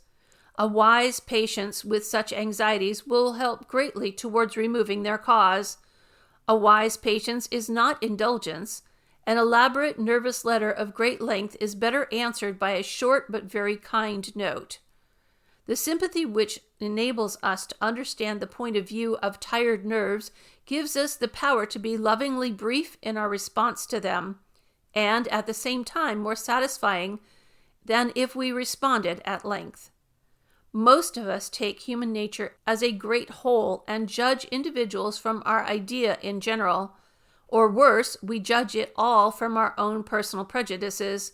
There is a grossness about this which we wonder at not having seen before when we compare the finer sensitiveness which is surely developed by the steady effort to understand another's point of view. We know a whole more perfectly as a whole if we have a distinct knowledge of the component parts. We can only understand human nature en masse through a daily clearer knowledge of and sympathy with its individuals. Every one of us knows the happiness of having at least one friend whom he is perfectly sure will neither undervalue him nor give him undeserved praise, and whose friendship and help he can count upon no matter how great a wrong he has done, as securely as he could count upon his loving thought and attention in physical illness. Surely it is possible for each of us to approach such friendship in our feeling and attitude towards everyone who comes in touch with us. It is comparatively easy to think of this open sympathy, or even practice it in big ways. It is in the little matters of everyday life that the difficulty arises. Of course, the big ways count for less if they come through a brain clogged with little prejudices, although to some extent one must help the other. It cannot be that a man has a real open sympathy who limits it to his own family and friends. Indeed, the very limit would make the open sympathy impossible. One is just as far from a clear comprehension of human nature when he limits himself by his prejudices for his immediate relatives as when he makes himself alone the boundary. Once having gained even the beginning of this broader sympathy with others, there follows the pleasure of freedom from antagonisms, keener delight in understanding others, individually and collectively, and greater ability to serve others, and all these must give an impetus which takes us steadily on to greater freedom, to clearer understanding, and to more power to serve and to be served. Others have many experiences which we have never even touched upon. In that case, our ability to understand is necessarily limited. The only thing to do is to acknowledge that we cannot see the point of view, that we have no experience to start from, and to wait with an open mind until we are able to understand. Curiously enough, it is precisely these persons of limited experience who are most prone to prejudice. I have heard a man assert with emphasis that it was everyone's duty to be happy, who had apparently not a single thing in life to interfere with his own happiness. The duty may be clear enough, but he certainly was not in a position to recognize its difficulty. And just in proportion with his inability to take another's point of view in such difficulty did he miss his power to lead others to this agreeable duty. There are, of course, innumerable things, little and big, which we shall be enabled to give to others and to receive from others as true sympathy grows. The common sense of it all appeals to us forcibly. Who wants to carry about a mass of personal prejudices when he can replace them by the warm, healthy feeling of sympathetic friendship? Who wants his nerves to be steadily irritated by various forms of intolerance when, by understanding the other's point of view, he can replace these by better forms of patience? This lower relief is little compared with the higher power gained, but it is the first step up, and the steps beyond go ever upward. Human nature is worth knowing and worth loving, and it can never be known or loved without open sympathy. Why, we ourselves are human nature. Many of us would be glad to give sympathy to others, especially in little ways, but we do not know how to go to work about it. We seem always to be doing the wrong thing, when our desire is to do the right. This comes, of course, from the same inability to take the other's point of view, and the ability is gained as we are quiet and watch for it. Practice, here as in everything else, is what helps, and the object is well worth working for. End of section 7. Others. How to live at peace with others is a problem which, if practically solved, would relieve the nervous system of a great weight, and give to living a lightness and ease that might for a time seem weirdly unnatural. It would certainly decrease the income of the nerve specialists to the extent of depriving those gentlemen of many luxuries they now enjoy. Peace does not mean an outside civility with an inside dislike or annoyance. In that case, the repressed antagonism not only increases the brain impression and wears upon the nervous system, but it is sure to manifest itself sometime in one form or another, and the longer it is repressed, the worse will be the effect. It may be a volcanic eruption that is produced after long repression, which simmers down to a chronic interior grumble, or it may be that the repression has caused such steadily increasing contraction that an eruption is impossible. In this case, life grows heavier and heavier, burdened with the shackles of one's own dislikes. If we can only recognize two truths in our relations with others, and let these truths become to us a matter of course, the worst difficulties are removed. Indeed, with these two simple bits of rationality well in hand, we may safely expect to walk amicably side by side with our dearest foe. The first is that dislike, 9 times out of 10, is simply a cutaneous disorder. That is, it is merely an irritation excited by the friction of one nervous system upon another. The tiny tempests in the tiny teapots which are caused by this nervous friction, the great weight attached to the most trivial matters of dispute, would touch one's sense of humor keenly if it were not that in so many cases these tiny tempests develop into real hurricanes. Take, for example, two dear and intimate friends who have lived happily together for years. Neither has a disposition which is perfect, but that fact has never interfered with their friendship. Both get overtired. Words are spoken which sound intensely disagreeable, even cruel. They really express nothing in the world but tired nerves. They are received and misinterpreted by tired nerves on the other side. So these two sets of nerves act and react upon one another, and from nothing at all is evolved an ill feeling which, if allowed to grow, separates the friends. Each is fully persuaded that his cutaneous trouble has profound depth. By a persistent refusal of all healing salves, it sometimes sinks in until the disease becomes really deep-seated. All this is so unnecessary. Through the same mistake, many of us carry minor dislikes which, on account of their number and their very pettiness, are wearing upon the nerves, and keep us from our best in whatever direction we may be working. The remedy for all these seems very clear when once we find it. Recognize the shallowness of the disorder, acknowledge that it is a mere matter of nerves, and avoid the friction. Keep your distance. It is perfectly possible and very uncomfortable to keep your distance from the irritating peculiarities of another while having daily and familiar relations with him or her. The difficulty is in getting to a distance when we have allowed ourselves to be over near, but that too can be accomplished with patience. And by keeping a nervous distance, so to speak, we are not only relieved from irritation, but we find a much more delightful friendship. We see and enjoy the qualities in another which the petty irritations had entirely obscured from our view. If we do not allow ourselves to be touched by the personal peculiarities, we get nearer the individual himself. To give a simple example, which would perhaps seem absurd if it had not been proved true so many times, a man was so annoyed by his friend's state of nervous excitability that in taking a regular morning walk with him, which he might have enjoyed heartily, he always returned fagged out. He tried, whilst walking beside his friend, to put himself in imagination on the other side of the street. The nervous irritation lessened and finally ceased. The walk was delightful, and the friend never suspected. A Japanese crowd is so well bred that no one person touches another. One need never jostle, but with an occasional "I beg your pardon," we can circulate with perfect ease. In such a crowd there can be no irritation. There is a certain good breeding which leads us to avoid friction with another's nervous system.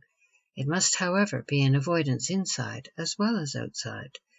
The subterfuge of holding one's tongue never works in the end. There's a subtle communication from one nervous system to another which is more insinuating than any verbal intercourse.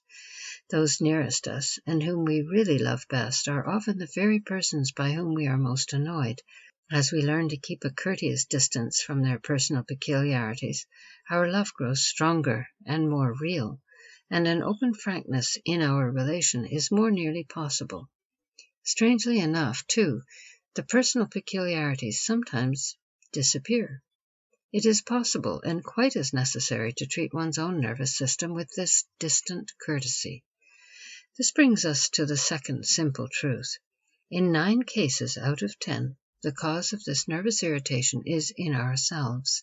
If a man loses his temper and rouses us to a return attack, how can we blame him? Are we not quite as bad in hitting back?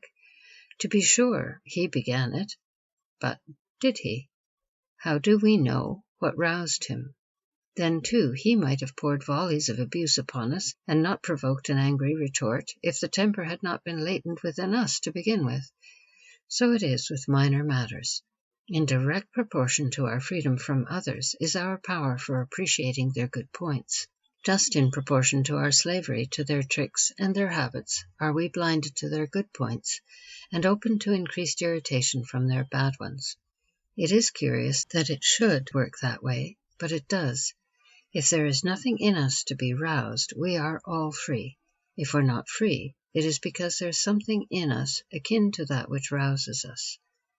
This is hard to acknowledge, but it puts our attitude to others on a good, clean basis and brings us into reality and out of private theatricals, not to mention a clearing of the nervous system which gives us new power. There is one trouble in dealing with people which does not affect all of us, but which causes enough pain and suffering to those who are under its influence to make up for the immunity of the rest. That is, the strong feeling that many of us have that it is our duty to reform those about us whose life and ways are not according to our ideas of right.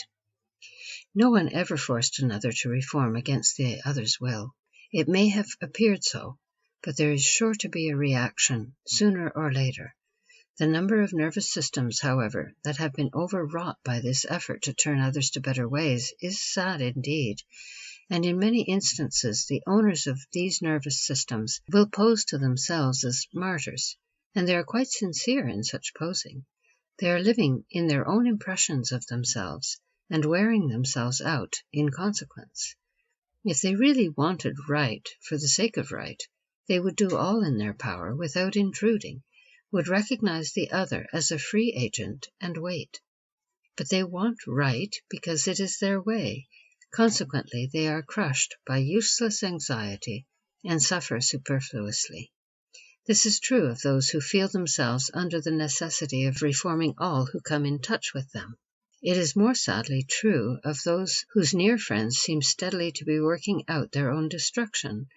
To stand aside and be patient in this last case requires strength indeed, but such patience clears one's mind to see and gives power to act when action can prove effective.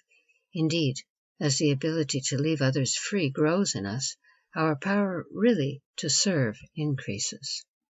The relief to the nervous system of dropping mistaken responsibility cannot be computed, for it is by means of the nervous system that we deal with others. It is the medium of our expression and of our impression, and as it is cleared of its false contractions, does it not seem probable that we might be open to an exquisite delight in companionship that we never knew before, and that our appreciation of human nature would increase indefinitely?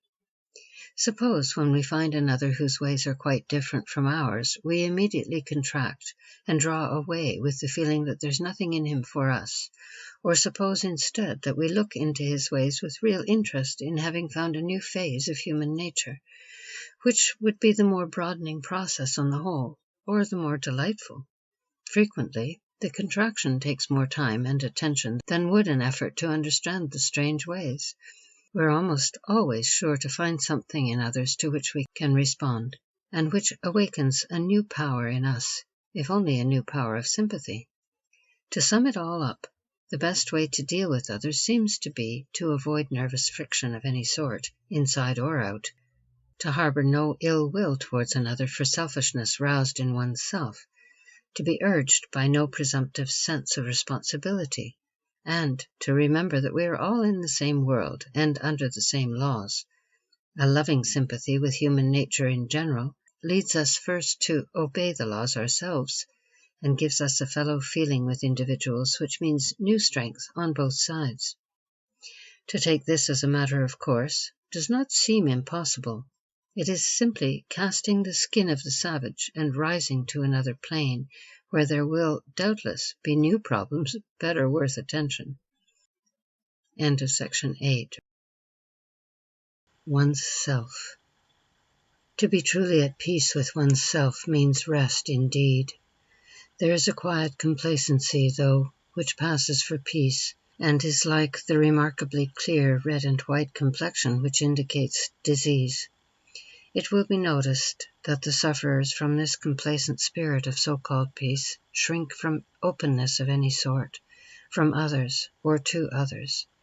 They will put a disagreeable feeling out of sight with a rapidity which would seem to come from inner fright, lest they should see and acknowledge themselves in their true guise. Or they will acknowledge it to a certain extent with a pleasure in their own humility, which increases the complacency in proportion. This peace is not to be desired. With those who enjoy it, a true knowledge of or friendship with others is as much out of the question as a knowledge of themselves. And when it is broken or interfered with in any way, the pain is as intense and real as the peace was false. The first step towards amicable relations with ourselves is to acknowledge that we are living with a stranger. When it sometimes happens that through being annoyed by someone else, we are enabled to recognize similar disagreeable tendencies in ourselves, of which we were totally ignorant before. As honest dealing with others always pays best in the end, so it is in all relations with one's self. There are many times when, to be quite open with a friend, we must wait to be asked. With ourselves, no such courtesy is needed. We can speak out and done with it, and the franker we are, the sooner we are free. For unlike other companions, we can enjoy ourselves best when we are conspicuous only by our absence. It is this constant persistence in clinging to ourselves that is most in the way. It increases that crown of nervous troubles, self-consciousness, and makes it quite impossible that we should ever really know ourselves. If by all this we're not ineffable bores to ourselves, we certainly become so to other people.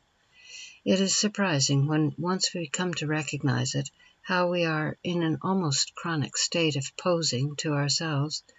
Fortunately, a clear recognition of the fact is most effectual in stopping the poses. But they must be recognized, pose by pose, individually and separately stopped and then ignored, if we want to free ourselves from ourselves entirely. The interior posing habit makes one a slave to brain impressions, which puts all freedom out of the question. To cease from such posing opens one of the most interesting gates to natural life. We wonder how we could have obscured the outside view for so long. To find that we cannot or do not let ourselves alone for an hour in the day seems the more surprising when we remember that there is so much to enjoy outside. Egotism is immensely magnified in nervous disorders, but that it is the positive cause of much nervous trouble has not been generally admitted. Let any one of us take a good look at the amount of attention given by ourselves to ourselves, then acknowledge without flinching what amount of that attention is unnecessary, and it will clear the air delightfully, for a moment at any rate. The tendency to refer everything in some way or another to oneself, the touchiness and suspicion aroused by nothing but petty jealousy as to one's own place, the imagined slights from others, the want of consideration given us, all these and many more senseless irritations are in this over-attention to self. The worries about our own moral state take up so great a place with many of us as to leave no room for any other thought. Indeed, it is not uncommon to see a woman worrying so over her faults that she has no time to correct them. Self-condemnation is as great a vanity as its opposite. Either in one way or another, there is a steady temptation to attend to one's self, and along with it an irritation of the nerves which keeps us from any sense of real freedom. With most of us there is no great depth to the self-disease if it is only stopped in time. When once we are well started in the wholesome practice of getting rid of ourselves, the process is rapid. A thorough freedom from self once gained, we find ourselves quite companionable, which, though paradoxical, is without doubt a truth. Quote, "That freedom of the soul," writes Fenelon, "which looks straight onward in its path, losing no time to reason upon its steps, to study them, or to dwell upon those already taken, is true simplicity." End quote. We recognize a mistake, correct it, go on and forget. If it appears again, correct it again. Irritation at the second or any number of reappearances only increases the brain impression of the mistake and makes the tendency to future error greater. If opportunity arises to do a good action, take advantage of it and silently decline the disadvantage of having your attention riveted to it by the praise of others. A man who is constantly analyzing his physical state is called a hypochondriac. What shall we call the man who is constantly analyzing his moral state? As the hypochondriac loses all sense of health in holding the impression of disease, so the other gradually loses the sense of wholesome relation to himself and to others. If a man obeyed the laws of health as a matter of course, and turned back every time nature convicted him of disobedience, he would never feel the need of self-analysis, so far as his physical state was concerned. Just so far as a man obeys higher laws as a matter of course, and uses every mistake to enable him to know the laws better, is morbid introspection out of the question with him. Man, know thyself. But being sure of the desire to know thyself, do not be impatient at slow progress. Pay little attention to the process and forget thyself, except when remembering is necessary to a better forgetting. To live at real peace with ourselves, we must surely let every little evil imp of selfishness show himself, and not have any skulking around corners.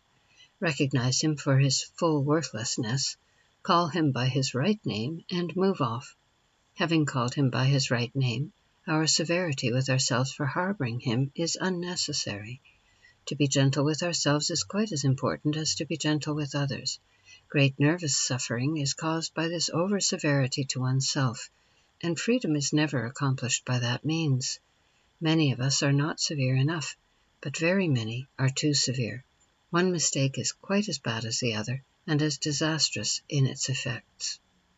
If we would regard our own state less, or care less whether we were happy or unhappy, our freedom from self would be gained more rapidly. As a man intensely interested in some special work does not notice the weather, so we, if we once get hold of the immense interest there may be in living, are not moved to any depth by changes in the clouds of our personal state. We take our moods as a matter of course and look beyond to interests that are greater. Self may be a great burden if we allow it. It is only a clear window through which we see and are seen if we are free. And the repose of such freedom must be beyond our conception until we have found it. To be absolutely certain that we know ourselves at any time is one great impediment to reaching such rest. Every bit of knowledge gained makes us more doubtful as to knowledge to come. It would surprise most of us to see how really unimportant we are. As a part of the universe, our importance increases just in proportion to the laws that work through us. But this self-importance is lost to us entirely in our greater recognition of the laws. As we gain in the sensitive recognition of universal laws, every petty bit of self-contraction disappears as darkness before the rising of the sun. End of section 9. Children. Work for the better progress of the human race is most effective when it is done through the children, for children are future generations. The freedom in mature life gained by training that would enable the child to avoid nervous irritants is, of course, greatly in the advance of most individual freedom today. This real freedom is the spirit of the kindergarten. But Froebel's method, as practiced today, does not attack and put to rout all these various nervous irritants which are the enemies of our civilization. To be sure, the teaching of his philosophy develops such a nature that much pettiness is thrown off without even being noticed as a snare, and Froebel helps one to recognize all pettiness more rapidly. There are, however, many forms of nervous irritation which one is not warned against in the kindergarten, and the absence of which, if the child is taught as a matter of course to avoid them, will give him a freedom that his elders and betters lack. The essential fact of this training is that it is only truly effectual when coming from example rather than precept. A child is exquisitely sensitive to the shortcomings of others and very keen as well as correct in his criticism, whether expressed or unexpressed. Insofar as a man consents to be taught by children, does he not only remain young, but he frees himself from the habit of impeding his own progress. This is a great impediment, this unwillingness to be taught by those whom we consider more ignorant than ourselves because they have not been in the world so long. Did no one ever take into account the possibility of our eyes being blinded just because they have been exposed to the dust longer? Certainly one possible way of clearing this dust and avoiding it is to learn from observing those who have had less of it to contend with. Indeed, one might go so far as to say that no training of any child could be effectual to a lasting degree unless the education was mutual. When Froebel says, "Come, let us live with our children," he does not mean, "Come, let us stoop to our children." He means, "Let us be at one with them." Surely a more perfect harmony in these two great phases of human nature, the child and the man, would be greatly to the advantage of the latter. Yet, to begin at the beginning, whoever feels the necessity of treating a baby with respect, how quickly the baby would resent intrusive attentions, if it knew how. Indeed, I have seen a baby not a year old resent being transferred from one person to another with an expression of the face that was most eloquent. Women seem so full of their sense of possession of a baby that this eloquence is not even observed, and the poor child's nervous irritants begin at a very early age. There is so much to be gained by keeping at a respectful nervous distance from a baby that one has only to be quiet enough to perceive the new pleasure once, to lose the temptation to interfere, and imagine the relief to the baby. It is, after all, the sense of possession that makes the trouble, and this sense is so strong that there are babies, all the way from 20 to 40, whose individuality is intruded upon so grossly that they have never known what freedom is, and when they venture to struggle for it, their suffering is intense. This is a steadily increasing nervous contraction, both in the case of the possessed and the possessor, and perfect nervous health is not possible on either side. To begin by respecting the individuality of the baby would put this last abnormal attitude of parent and child out of the question. Curiously enough, there is in some of the worst phases of this parent-child contraction an external appearance of freedom, which only enhances the internal slavery. When a man who has never known what it was in reality to give up a strong will prides himself upon the freedom he gives to his child, he is entangling himself in the meshes of self-deception and either depriving another of his own or ripening him for a good hearty hatred, which may at any time mean volcanoes and earthquakes to both. This forcible resentment of and resistance to the strong will of another is a cause of great nervous suffering. The greater as the expression of such feeling is repressed, severe illness may easily be the result. To train a child to gain freedom from the various nervous irritants, one must not only be gaining the same freedom oneself, but must practice meeting the child in a way he is counseled to meet others. One must refuse to be in any way a nervous irritant to the child. In that case, quite as much instruction is received as given. A child, too, is doubly sensitive. He not only feels the intrusion on his own individuality, but the irritable or self-willed attitude of another in expressing such intrusion.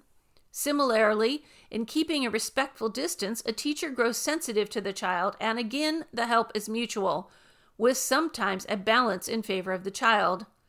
This mistaken parent-child attitude is often the cause of severe nervous suffering in those whose only relation is that of friendship, when one mind is stronger than the other. Sometimes there is not any real superior strength on the one side. It is simply by the greater grossness of the will that the other is overcome. This very grossness blinds one completely to the individuality of a finer strength. The finer individual succumbs because he cannot compete with crowbars, and the parent-child contraction is the disastrous result. To preserve for a child a normal nervous system, one must guide but not limit him. It is a sad sight to see a mother impressing upon a little brain that its owner is a naughty, naughty boy, especially when such impression is increased by the irritability of the mother. One hardly dares to think how many more grooves are made in the child's brain, which simply give him contractions to take into mature life with him. How many trivial happenings are made to assume a monstrous form through being misrepresented. It is worthwhile to think of such dangers, such warping influences, only long enough to avoid them. A child's imagination is so exquisitely alive, his whole little being is so responsive, that the guidance which can be given him through happy brain impressions is eminently practicable. To test this responsiveness and feel it more keenly, just tell a child a dramatic story and watch his face respond, or even recite a Mother Goose rhyme with all the expression at your command. The little face changes in rapid succession as one event after another is related, in a way to put a modern actor to shame. If the response is so quick on the outside, it must be at least equally active within. One might as well try to make a white rose red by rouging its petals as to mold a child according to one's own idea of what he should be. And as the beauty and delicacy of the rose would be spoiled by the application of the pigment, so is the baby's nervous system twisted and contracted by the limiting force of a grosser will. Water the rose, put it in the sun, keep the insect enemies away, and then enjoy it for itself. Give the child everything that is consistent with its best growth, but neither force the growth nor limit it. And stand far enough off to see the individuality, to enjoy it and profit by it. Use the child's imagination to calm and strengthen it. Give it happy channels for its activity. Guide it physically to the rhythm of fresh air, nourishment, and rest. Then do not interfere. If the man never turns to thank you for such guidance, because it all came as a matter of course, a wholesome, powerful nervous system will speak thanks daily with more eloquence than any words could ever express. End of section 10. Illness. As far as we make circumstances guides and not limitations, they serve us. Otherwise, we serve them and suffer accordingly, just in proportion, too, to our allowing circumstances to be limits do we resist them. Such resistance is a nervous strain which disables us physically and, of course, puts us more in the clutches of what appears to be our misfortune. The moment we begin to regard every circumstance as an opportunity, the tables are turned on fate, and we have the upper hand of her. When we come to think of it, how much common sense there is in making the best of every opportunity, and what a lack of sense in chafing at that which we choose to call our limitations. The former way is sure to bring a good result of some sort, be it ever so small. The latter wears upon our nerves, blinds our mental vision, and certainly does not cultivate the spirit of freedom in us. How absurd it would seem if a wounded man were to expose his wound to unnecessary friction and then complain that it did not heal. Yet that is what many of us have done at one time or another when prevented by illness from carrying out our plans in life just as we had arranged. It matters not whether those plans were for ourselves or for others. Chafing and fretting at their interruption is just as absurd and quite as sure to delay our recovery.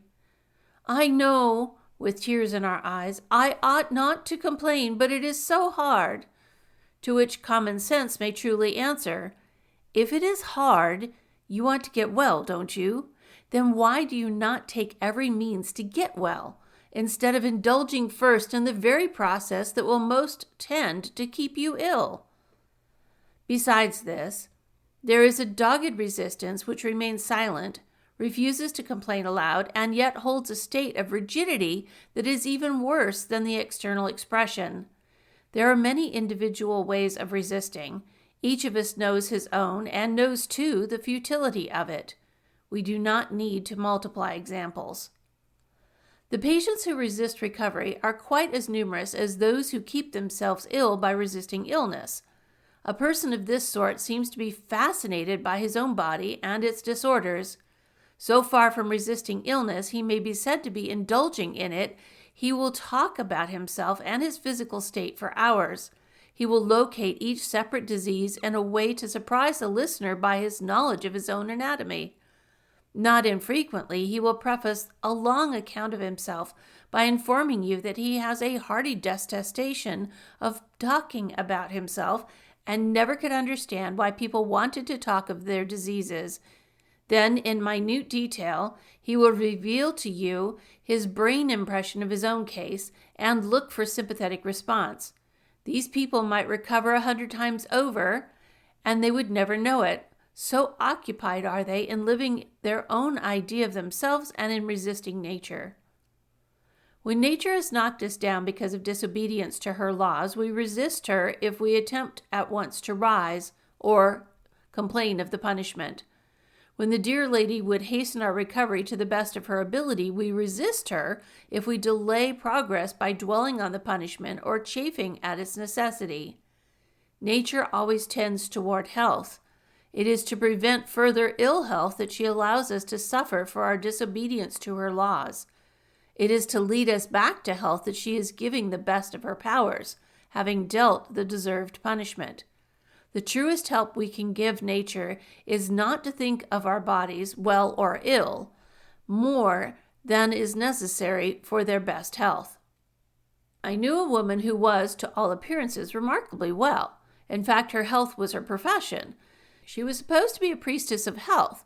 She talked about and dwelt upon the health of her body until one would have thought there was nothing in the world worth thinking of but a body.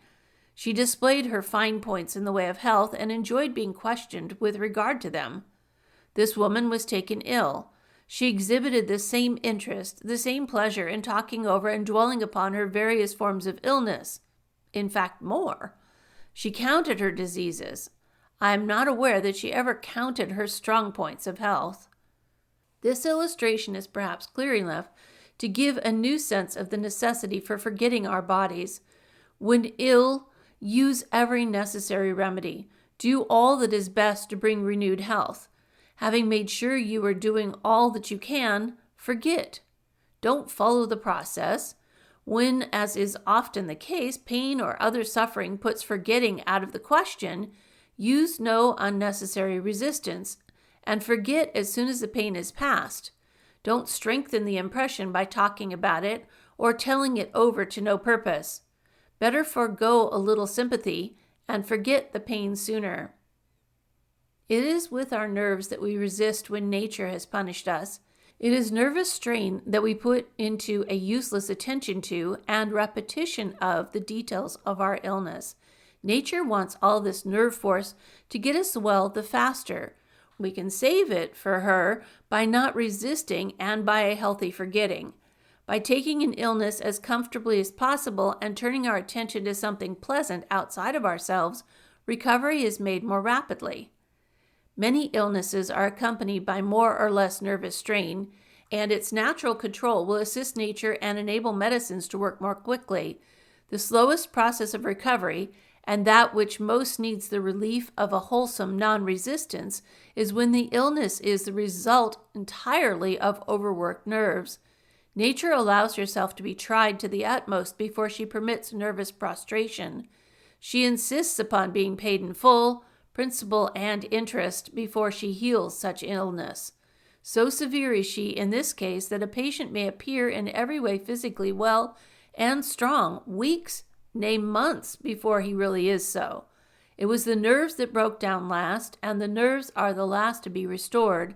It is, however, wonderful to see how much more rapid and certain recovery is if the patient will only separate himself from his nervous system and refuse all useless strain. Here are some simple directions which may help nervous patients, if considered in regular order.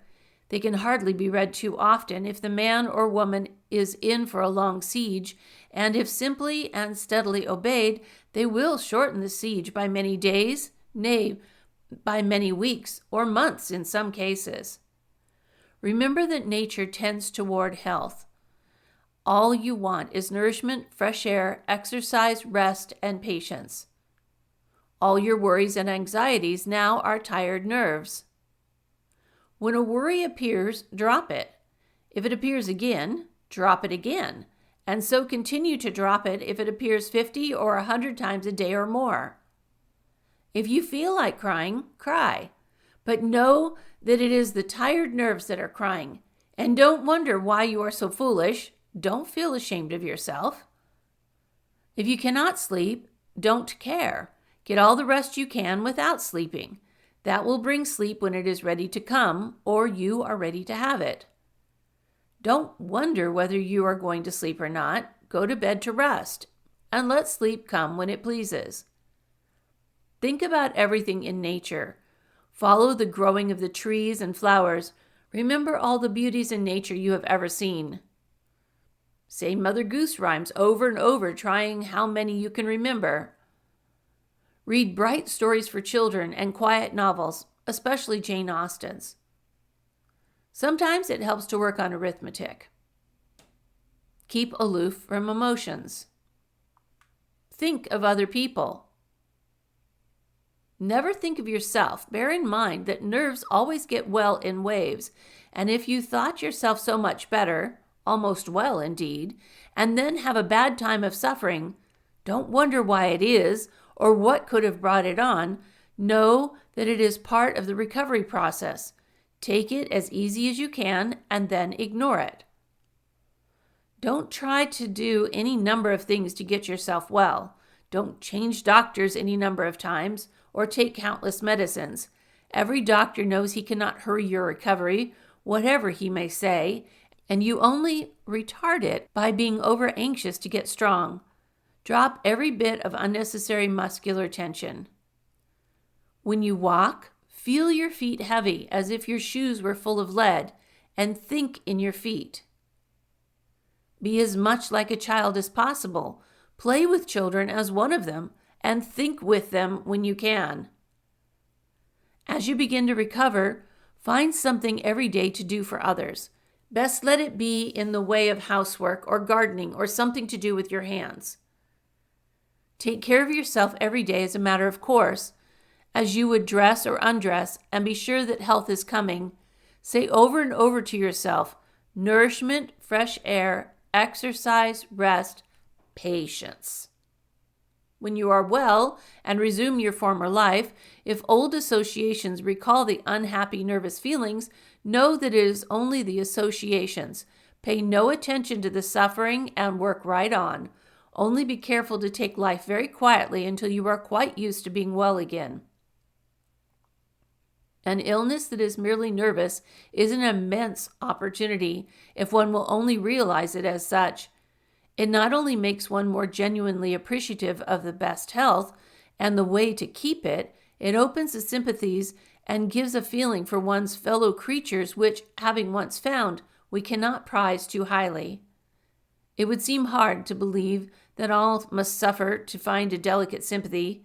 It can hardly be so. To be always strong and at the same time full of warm sympathy is possible with more thought. When illness or adverse circumstances bring it, the gate has been opened for us. If illness is taken as an opportunity to better health, not to more illness, our mental attitude will put complaint out of the question, and as the practice spreads, it will as surely decrease the tendency to illness in others as it will shorten its duration in ourselves. End of section 11. Sentiment versus sentimentality. Freedom from sentimentality opens the way for true sentiment. An immense amount of time, thought, and nervous force is wasted in sentimentalizing about being good. With many, the amount of talk about their evils and their desire to overcome them is a thermometer which indicates about 5 times that amount of thought. Neither the talk nor the thought is of assistance in leading to any greater strength or to a more useful life, because the talk is all talk, and the essence of both talk and thought is a selfish, morbid pleasure in dwelling upon one's own self. I remember the remark of a young girl who had been several times to prayer meeting where she heard the same woman say every time that she longed for the true spirit of religion in her life. With all simplicity, this child said, if she longs for it, why doesn't she work and find it instead of coming every week and telling us that she longs? In all probability, the woman returned from every prayer meeting with the full conviction that, having told her aspirations, she had reached the height desired and was worthy of all praise. Prayer meetings in the old Orthodox sense are not so numerous as they were 50 years ago, but the same morbid love of telling one's own experience and expressing in words one's own desires for a better life is as common as ever. Many who would express horror at these public forums of sentimentalizing do not hesitate to indulge in it privately to any extent, nor do they realize for a moment that it is the same morbid spirit that moves them. It might not be so pernicious a practice if it were not so steadily weakening. If one has a spark of real desire for better ways of living, sentimentalizing about it is a sure extinguisher if practiced for any length of time.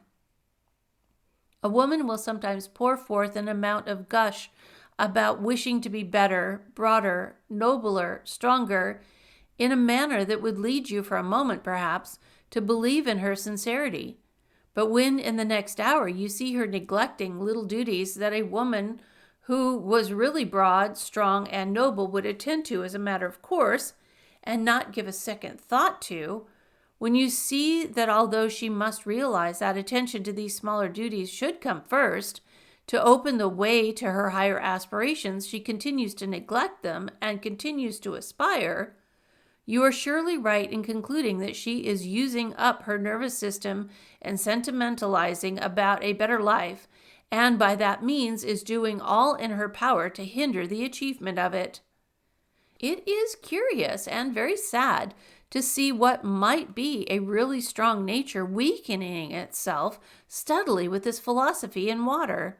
Of course, it reaches a maudlin state if it continues. His satanic majesty must offer this dose, sweetened with the sugar of self-love, with intense satisfaction.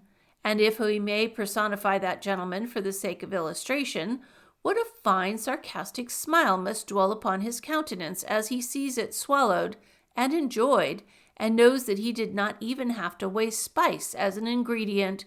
The sugar would have drowned the taste of any spice he could supply. There is not even the appearance of strength in sentimentalizing. Besides sentimentalizing about ourselves in our desire to live a better life, there is the same morbid practice in our love for others, and this is quite weakening. It contains, of course, no jot of real affection. What wholesome love there is lives in spite of the sentimentalizing, and fortunately is sometimes strong enough on one side or the other to crowd it out and finally exterminate it.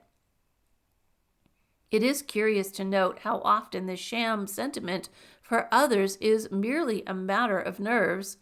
As an instance, we can take an example which is quite true of a woman who fancied herself desperately fond of another, when much to her surprise an acute attack of toothache and dentist fright put the affection quite out of her head. In this case, the love was a nervous irritant and the toothache a counter-irritant. Of course, the sooner such superficial feeling is recognized and shaken off, the nearer we are to real sentiment. But, someone will say, how are we to know what is real and what is not?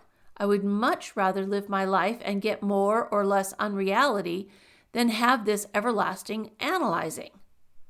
There need be no abnormal analyzing. That is as morbid as the other state. Indulge to your heart's content in whatever seems to you real, in what you believe to be wholesome sentiment, but be ready to recognize it as sham at the first hint you get to that effect, and to drop it accordingly. A perfectly healthy body will shed germs of disease without ever feeling their presence. So, a perfectly healthy mind will shed the germs of sentimentality. Few of us are so healthy in mind but that we have to recognize a germ or two and apply a disinfectant before we can reach the freedom that will enable us to shed the germs unconsciously. A good disinfectant is to refuse to talk of our own feelings or desires or affections unless for some end which we know may help us to more light and better strength. Talking, however, is mild in its weakening effect compared with thinking. It is better to dribble sham sentiments and words over and over than to think it and repress the desire to talk.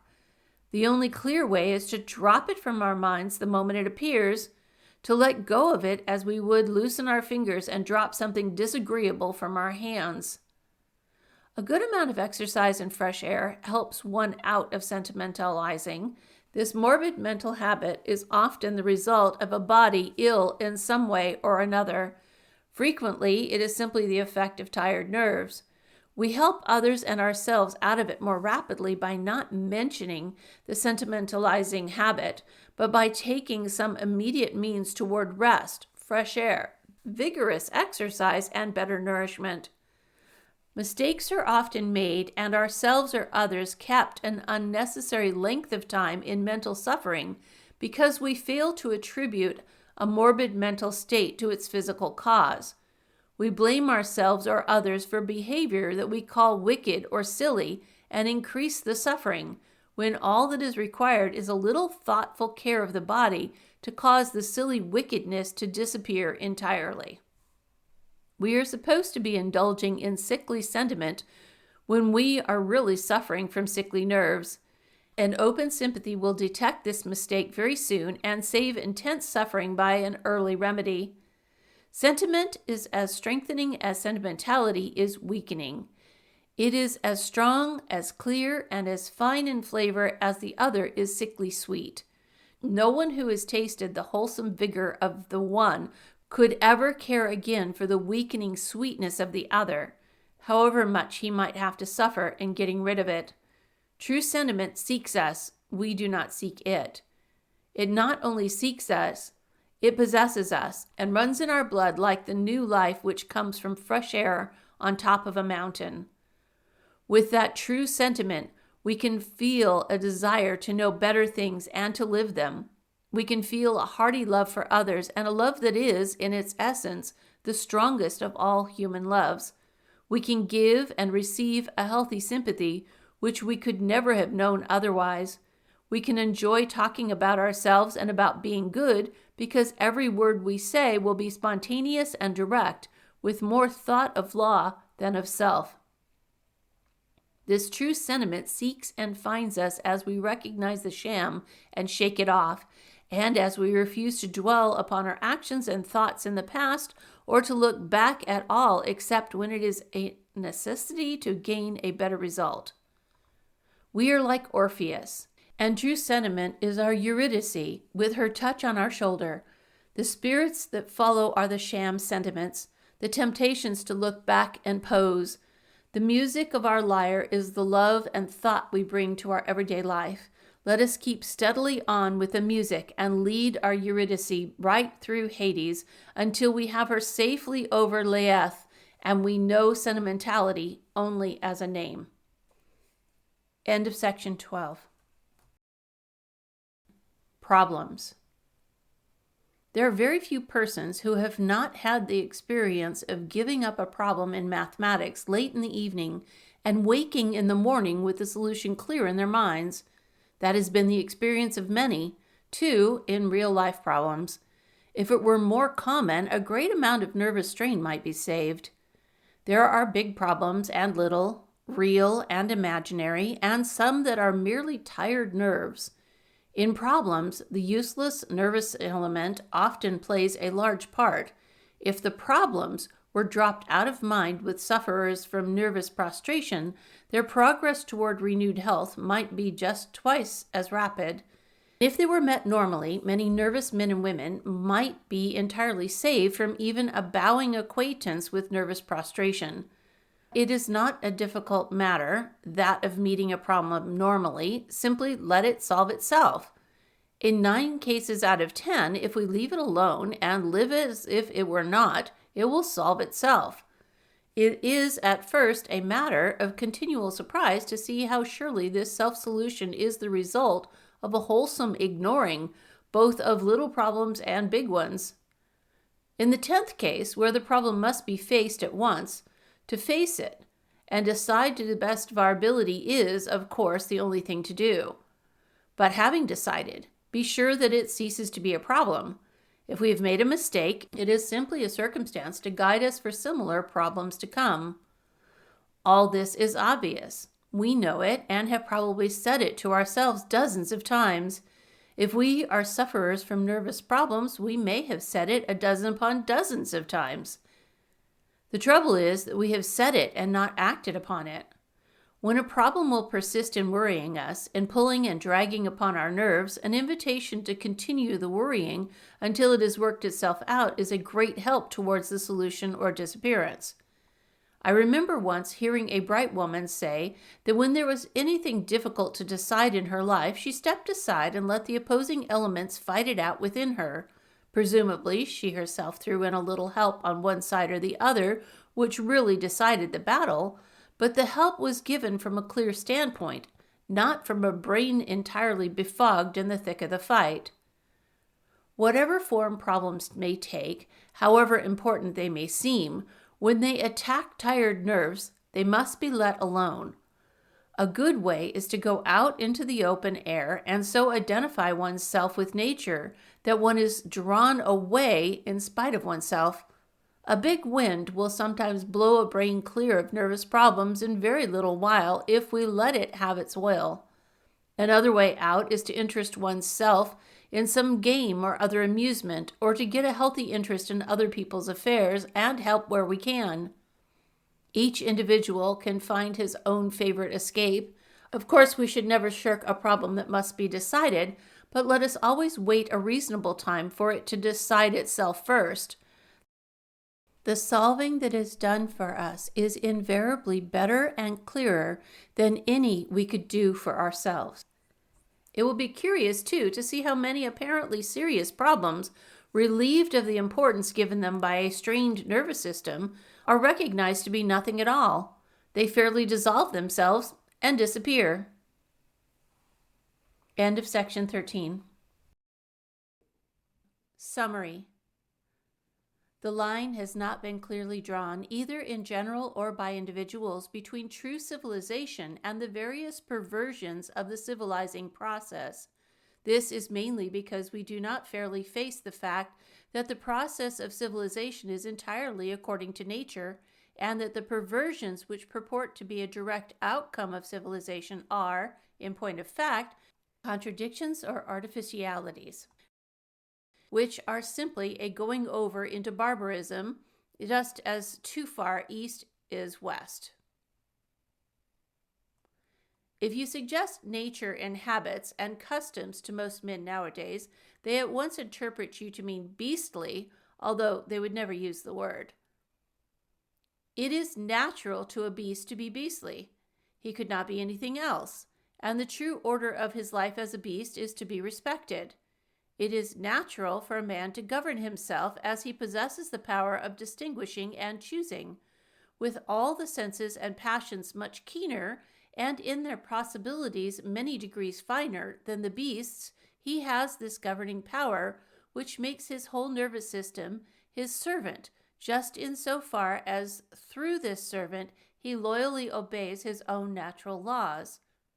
A man in building a bridge could never complain when he recognized that it was his obedience to the laws of mechanics which enabled him to build the bridge, and that he could never have arbitrarily arranged laws that would make the bridge stand.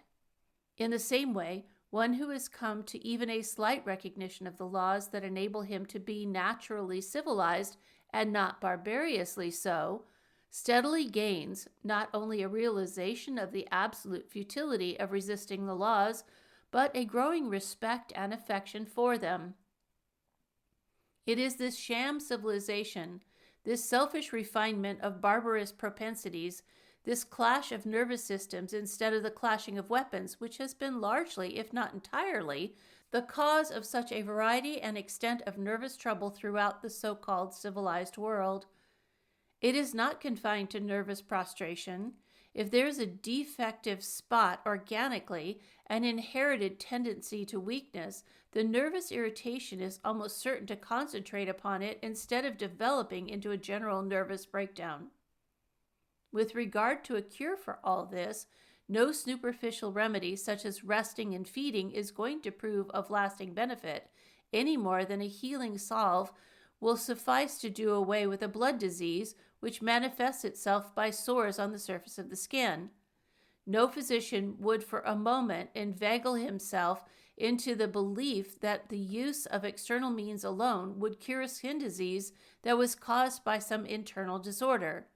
Such skin irritation might be easily cured by the right remedy, whereas an external salve would only be a means of repression and would result in much greater trouble subsequently.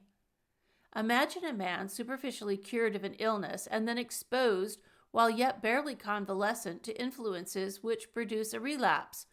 That is what is done in many cases when a patient is rested and fattened like a prize pig and then sent home into all the old conditions with nothing to help him to elude them but a well-fed, well-rested body. That undeniably means a great deal for a short period, but the old conditions discover the scars of old wounds, and the process of reopening is merely a matter of time.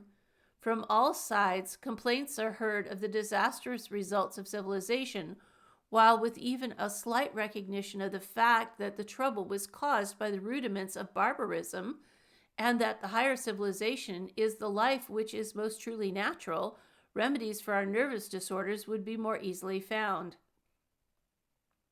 It is the perversions of the natural process of civilization that do the harm. Just as with so-called domesticated flowers, there arise coarse, abnormal growths and even diseases which the wholesome, delicate organism of a wildflower makes impossible. The trouble is that we do not know our own best powers at all. The way is stopped so effectually by this persistent nervous irritation. With all its superficiality, it is enough to impede the way to the clear nervous strength, which is certainly our inheritance. After all, what has been said in the foregoing chapters is simply illustrative of a prevalent mental skin disorder. If the whole world were suffering from a physical cutaneous irritation, the minds of individuals would be so concentrated on their sensations that no one could know of various wonderful powers in his own body which are now taken as matter of course. There would be self-consciousness in every physical action because it must come through and in spite of external irritation. Just in so far as each individual one of us found and used the right remedy for our skin trouble, should we be free to discover physical powers that were unknown to our fellow sufferers, and free to help them to a similar remedy when they were willing to be helped. This mental skin disorder is far more irritating and more destructive, and not only leads to, but actually is in all its forms, a sort of self-consciousness through which we work with real difficulty. To discover its shallowness and the simplicity of its cure is a boon we can hardly realize until, by steady application, we have found the relief. The discovery and cure do not lead to a millennium any more than a cure of skin disease guarantees permanent health. For deeper personal troubles, there are other remedies. Each will recognize and find his own. But freedom, through and through, can never be found or even looked for clearly while the irritation from the skin disease is withdrawing our attention. But friends, truth is within ourselves. It takes no rise from outward things, whatever you may believe. There is an inmost center in us all, where truth abides in fullness, and around, wall upon wall, the gross flesh hems it in. This perfect clear perception which is truth, a baffling and perverting carnal mesh, blinds it and makes all error, and to know rather consists in opening out a way whence the imprisoned splendor may escape, than in effecting entry for a light supposed to be without. Browning's baffling and perverting carnal mesh might be truly interpreted as a nervous tangle, which is nothing at all except as we make it with our own perverted sight. To help us move a little distance from the phantom tangle, that it may disappear before our eyes, has been the aim of this book. So by curing our mental skin diseases as a matter of course, and then forgetting that it ever existed, we may come to real life. This no one can find for another, but each has within himself the way. The end. End of section 14. End of As a Matter of Course by Annie Payson Call.